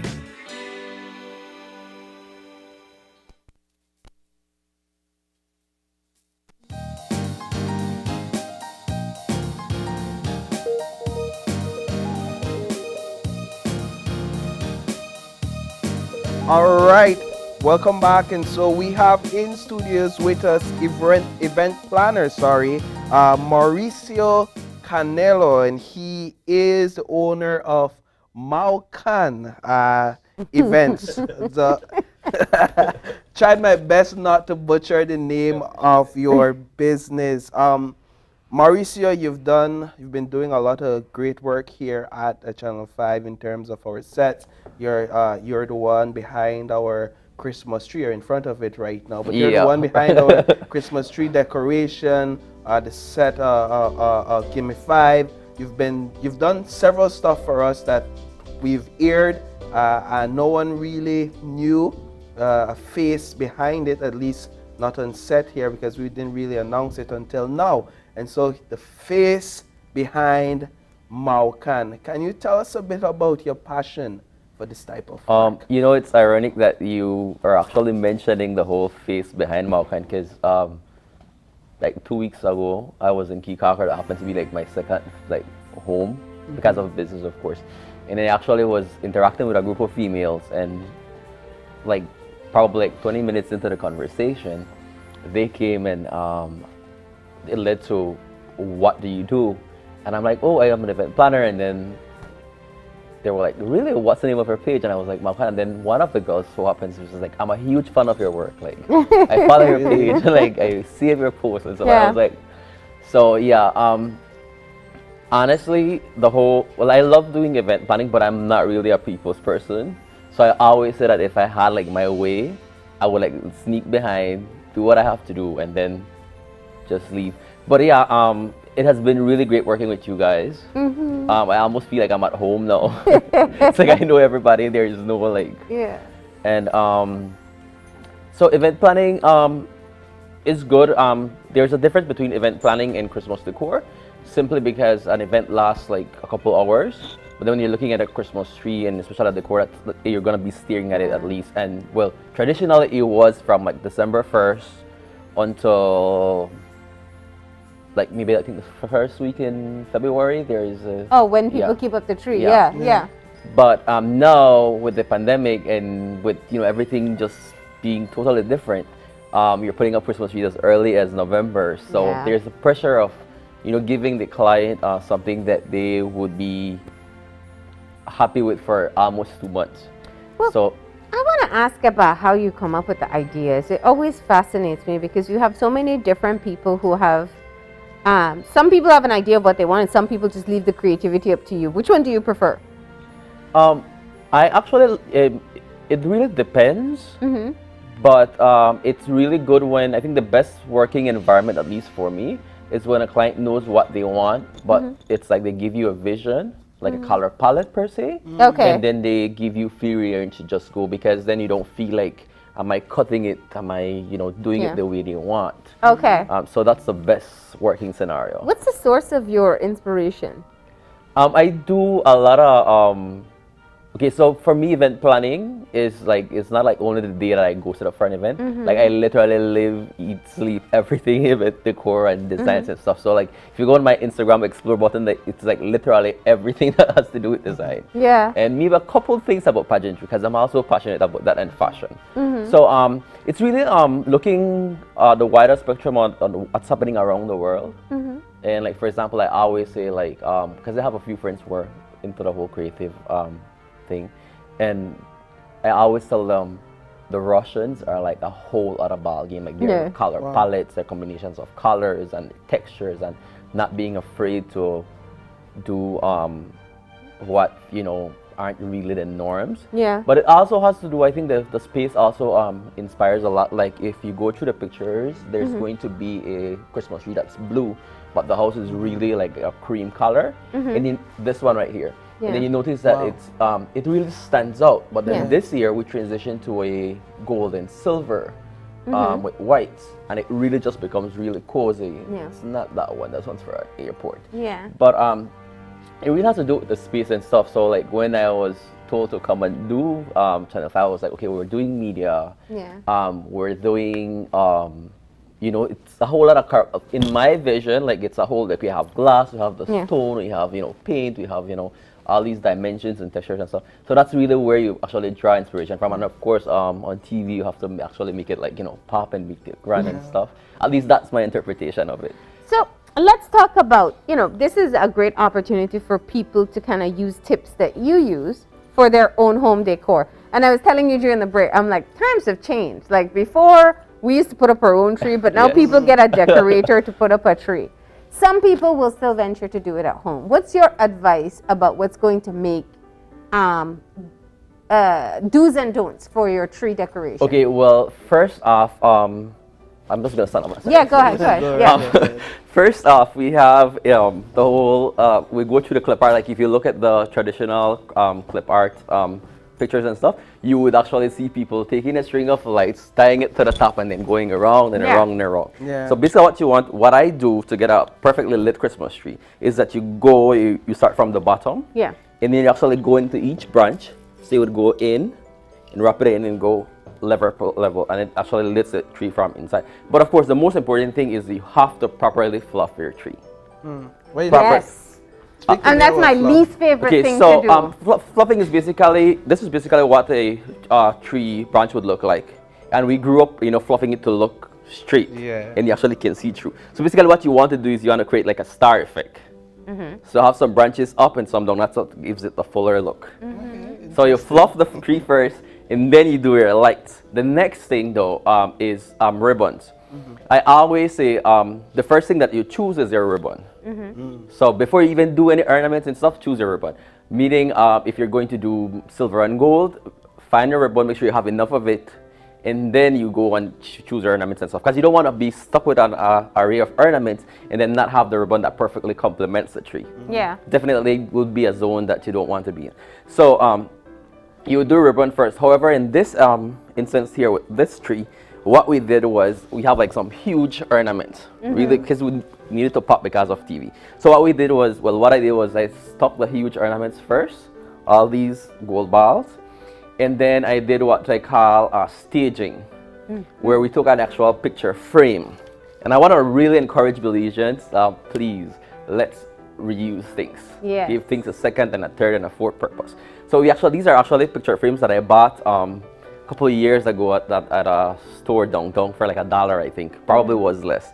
And you spray painted them. So what we did was we found these beautiful gold reindeers and these stars that are over here. And what we did was we basically created a picture. By layering, we created a picture and we created a bigger impact. So we set the frame first, we inlaid the reindeer. And then we actually stage the present, and this is what starts creating the focal point. Yeah. So you're basically creating a picture in a huge picture. Then we have these little cages are actually what I call like tacky wedding souvenirs that are actually sold by a dozen. I actually took them, rip off the decoration, and then spray painted them and gave them a second life. And I've used them in weddings to actually hang tea lights in them, create a chandelier effect, and that's what we have here. The next thing that you want to really focus on is different finishes and textures for ornaments. So you don't want to only stick to just glitter, just chrome. So these are what we consider the chrome. These work perfectly fine because they reflect light. So it gives the tree a fuller effect. So the shiny one. Yes. Yeah. These really not shiny glittery, ones. but shiny outside. Yeah. These are the glitter, matte, chrome, and then we have transparent, and then we have like the textured with Yeah. So that is what we do. What we would basically do. You get different arrays of ornaments, and then we have. I know for myself, we have a huge shortage in decorations this year because of COVID and all that situation. So what I did is this is glam ribbon. This is not even ribbon to do trees with. It's basically to do So it cake doesn't and have stuff. any wire in it, No, right? it doesn't have any wire in it, so you cannot manipulate it. But this is an actual ribbon that has wire in it, but it's transparent. And then it goes back to two key things that I mentioned earlier: staging and layering. So what we're doing here is we layered our ribbon. So we're using this one to be doing layering, and of course we're doing it for functionality. And then this is where we take our ribbon, and you basically get a snug, tight, so that the ribbon on the top of it gets the structure that it needs from the ribbon to the bottom. Okay. And then basically what you do is you always start your ribbon from inside the tree, and then you bring it out. So you're going here, and then it's literally just taking a branch, and then wrap it around. Wrapping it around. Of course, if you're doing a big branch and stuff, and then you want to take it in, then I suggest that you wrap the branch around and then you stick it out again. So now we have this loop here, and one of the things I find, because I have a lot of friends who would message me and be like, Mao, you're really good at ribbons. Like, well, how do I do it? And I always tell them, do not overthink it. Don't be afraid to cut the ribbon. That's like a huge thing. So if it's too long, don't figure out what to do with it. Just cut it. Yeah. All right. Because when I started, I was afraid or like terrified of cutting the ribbon. Like that was like, cutting a ribbon was like, no. And now it's like, nah, I'll just cut it. So, okay, so we're moving here and we're trying to fill a gap. So what we're going to do now is we're probably going to go down this way because we have an empty branch here. So we're going to do the same thing.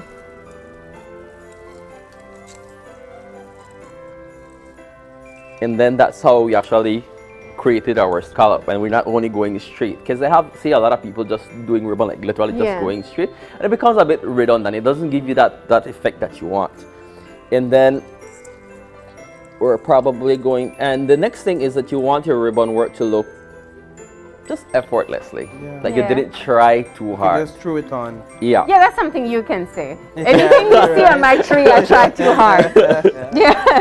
I mean, I grew up with simpler trees. I won't lie. And so did I. So did I. You kind of, if I'm being honest, you kind of make it sound like you need a PhD in Christmas tree decorating to be able to do what you do. Like I said, I grew up with a more simpler tree. Is there such a thing as too much when it comes to decorating a Christmas tree? It has to do with the person's personality and the venue that you're doing, because you're not going to do maybe something like this. Like, would you really want something like this in your home? You probably, maybe not. If you're not that extra, I would too. Because I would as well. Like but a regular person probably wouldn't want it to. You have to do also with your space. I always say, like, there's a thing that recently what they started doing was doing like tall slender trees. And the reason for this is, like, for example, in very developed cities, and even in Belize, like, you get in a one-bedroom apartment, it's not going to have a huge space to do this, but you still want to put up a tree, so that works. Okay, so now that we've done the ribbon and stuff, you have some stuff here. I don't know what's happening. Yeah. We have what we call well, these are not really crystals, but they are. They look like crystals. They look like crystals. This is actually a huge, like a long garland. I had these for like years, and they always advise people, if you go out and you see something that you might use, pick it up, put it in storage. It just might come in handy. So now, what we're doing... just made a whole lot of hoarders totally happy. Okay, it's not hoarding if you're going to actually use it. Okay, so then another thing that I always tell persons is, do not stick to one trend. I don't do, like, I know the whole society pushes us to, okay, this is what is in style, fashion, and this is the color. And it's good, but I always say mix a little bit of the new with the old. So what we are having actually this year, the huge trend in decor was boho chic. So what we're playing with the boho chic here, we have the pampas, we have the dry palms and stuff. Yeah. We have, and then we have literally moved on to like the more organic stuff. We have like the pine cones. And then we also have burlap ribbon too. The burlap who's like very rustic. Yeah. What's that term? Boho chic. Boho chic. Yes. What's that? Basically dried ornaments. It's a very neutral palette. Yeah. So we do a lot of like dried leaves with pampas grass and stuff. It has a lot of texture, but then the chic comes in where you add that whole glitter and you do the more sophisticated stuff. So we're going now with our sprays. So basically what you do with sprays, I know a lot of people, I actually went to do went by someone's house and they actually had the spray like that. It's shoved into the tree and you can actually see the branch stuck. My thing is always, everybody has this thing where we have a tendency to, well, we grew up putting all the ornaments to the front and then like outside. Don't be afraid to actually get in there into the tree and stuff, because it adds dimension to it. So what we're going to do here is we're going to take this and we're going to find a space, say for example like this ball here, and we're going to really get into it. And then it's not only about, putting the core into it, but it's actually like, further arranging it. So now we have the crystal touch there. And then if I wanted to further enhance this layout that we have here, I'd probably go in here.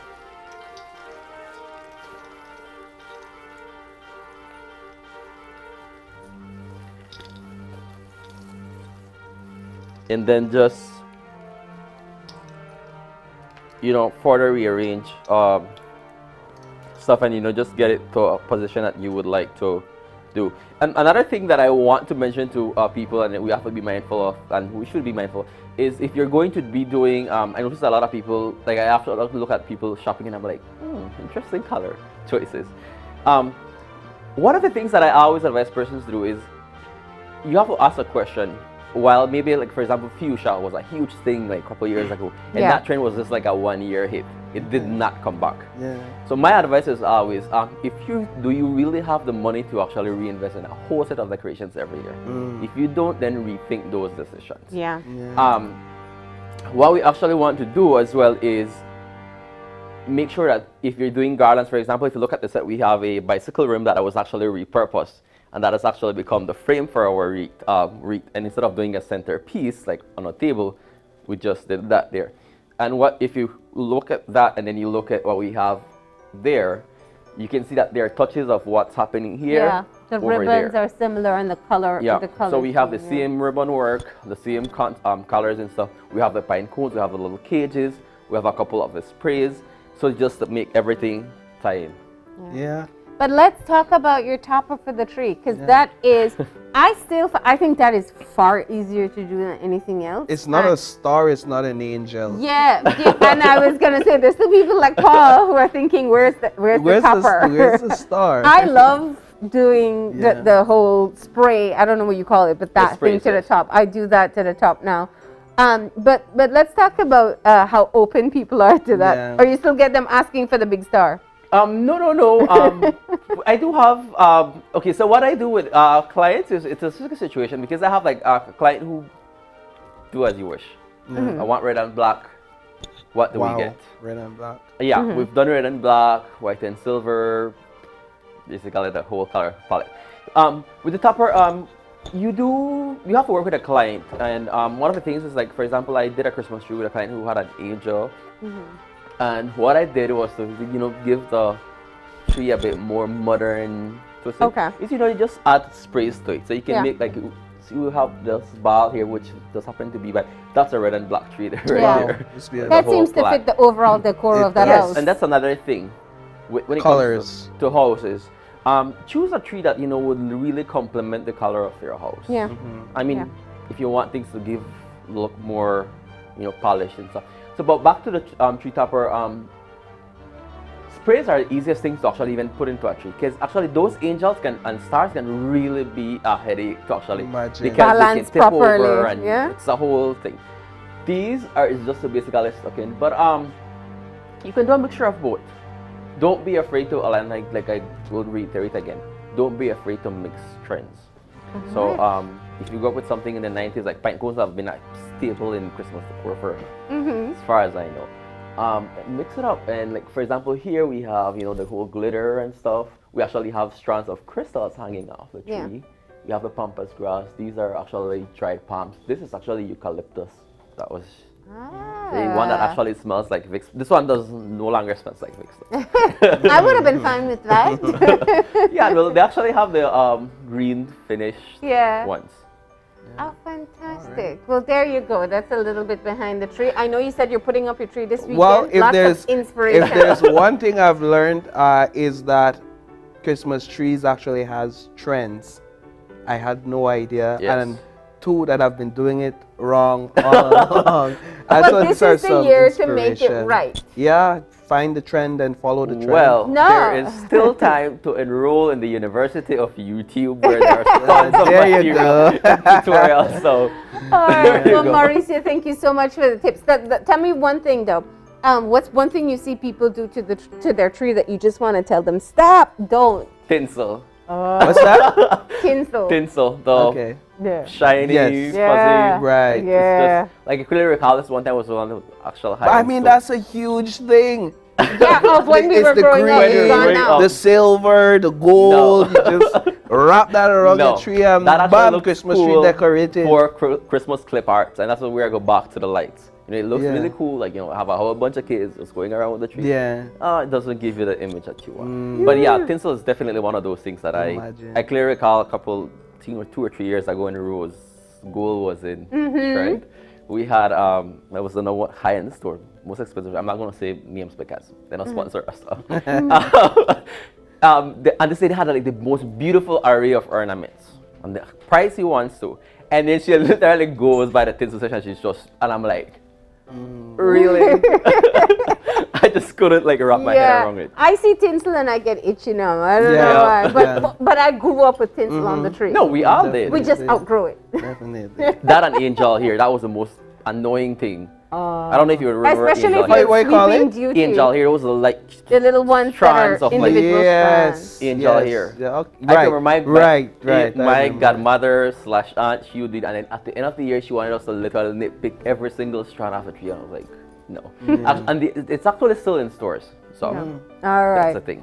Well, that's how we feel about that. But Mauricio, thank you so much for the tips today. I know it's only just scratching the surface of all that you did, but we appreciate you sharing just a bit of your creativity.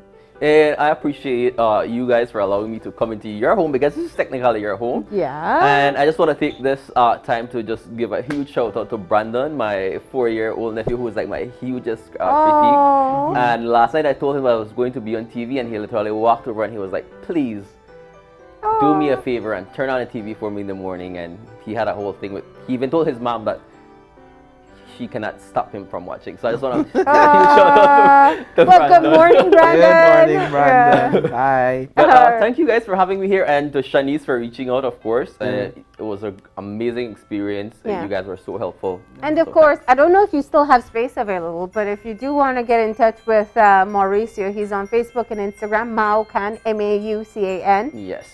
So you can find out more about his availability and the services he offers. So thank you so much. And we're going to go ahead and take that final break, and we'll be back in a few.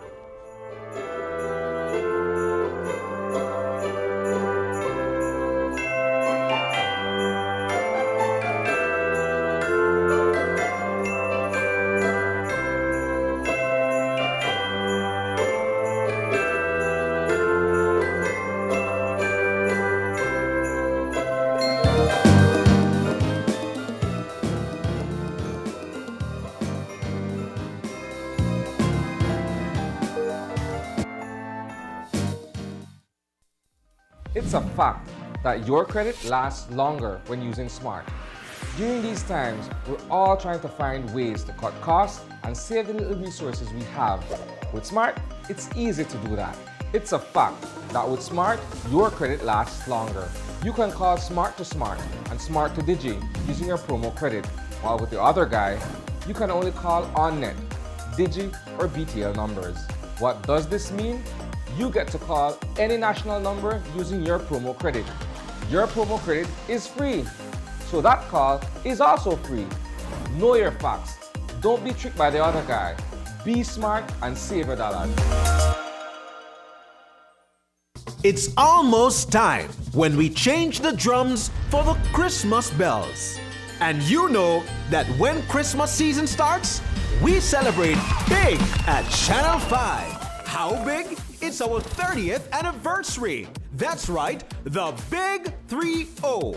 And this year's Gimme 5 will be packed with fun, entertainment, and big giveaways. The show starts on December 6th and runs through December 10th, starting at 7:30 p.m. nightly. Coupons are now available for 25 cents each on our Channel 5 website and at our studios on Coney Drive.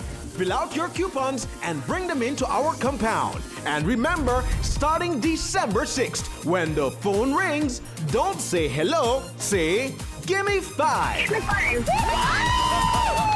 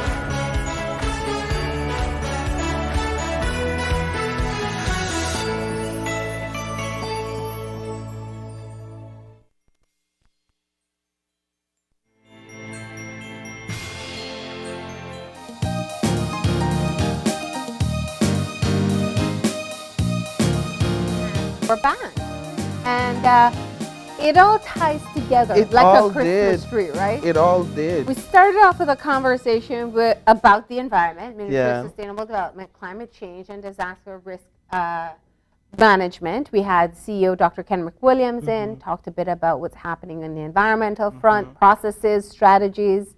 Then we went into Miss Earth.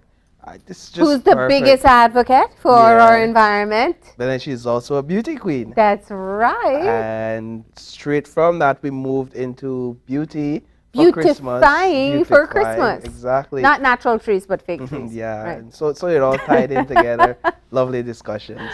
All right, but we are out of time. We are so grateful you tuned in today. Thank you so much. And remember to tune in again tomorrow morning. Also, a reminder that Gimme 5 continues tonight.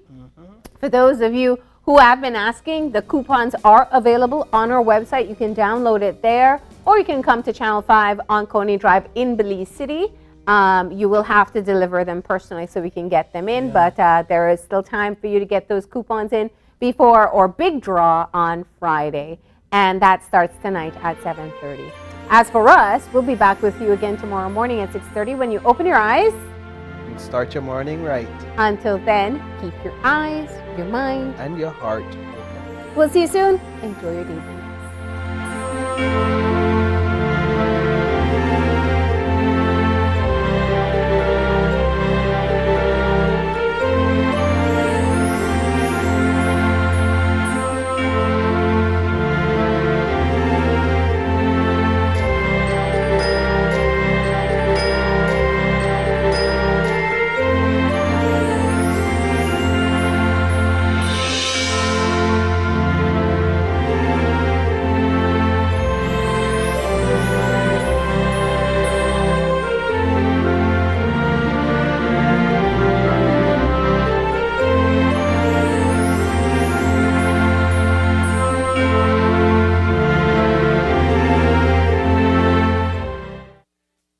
Open Your Eyes was brought to you by the Belize Bank. Our country, your bank.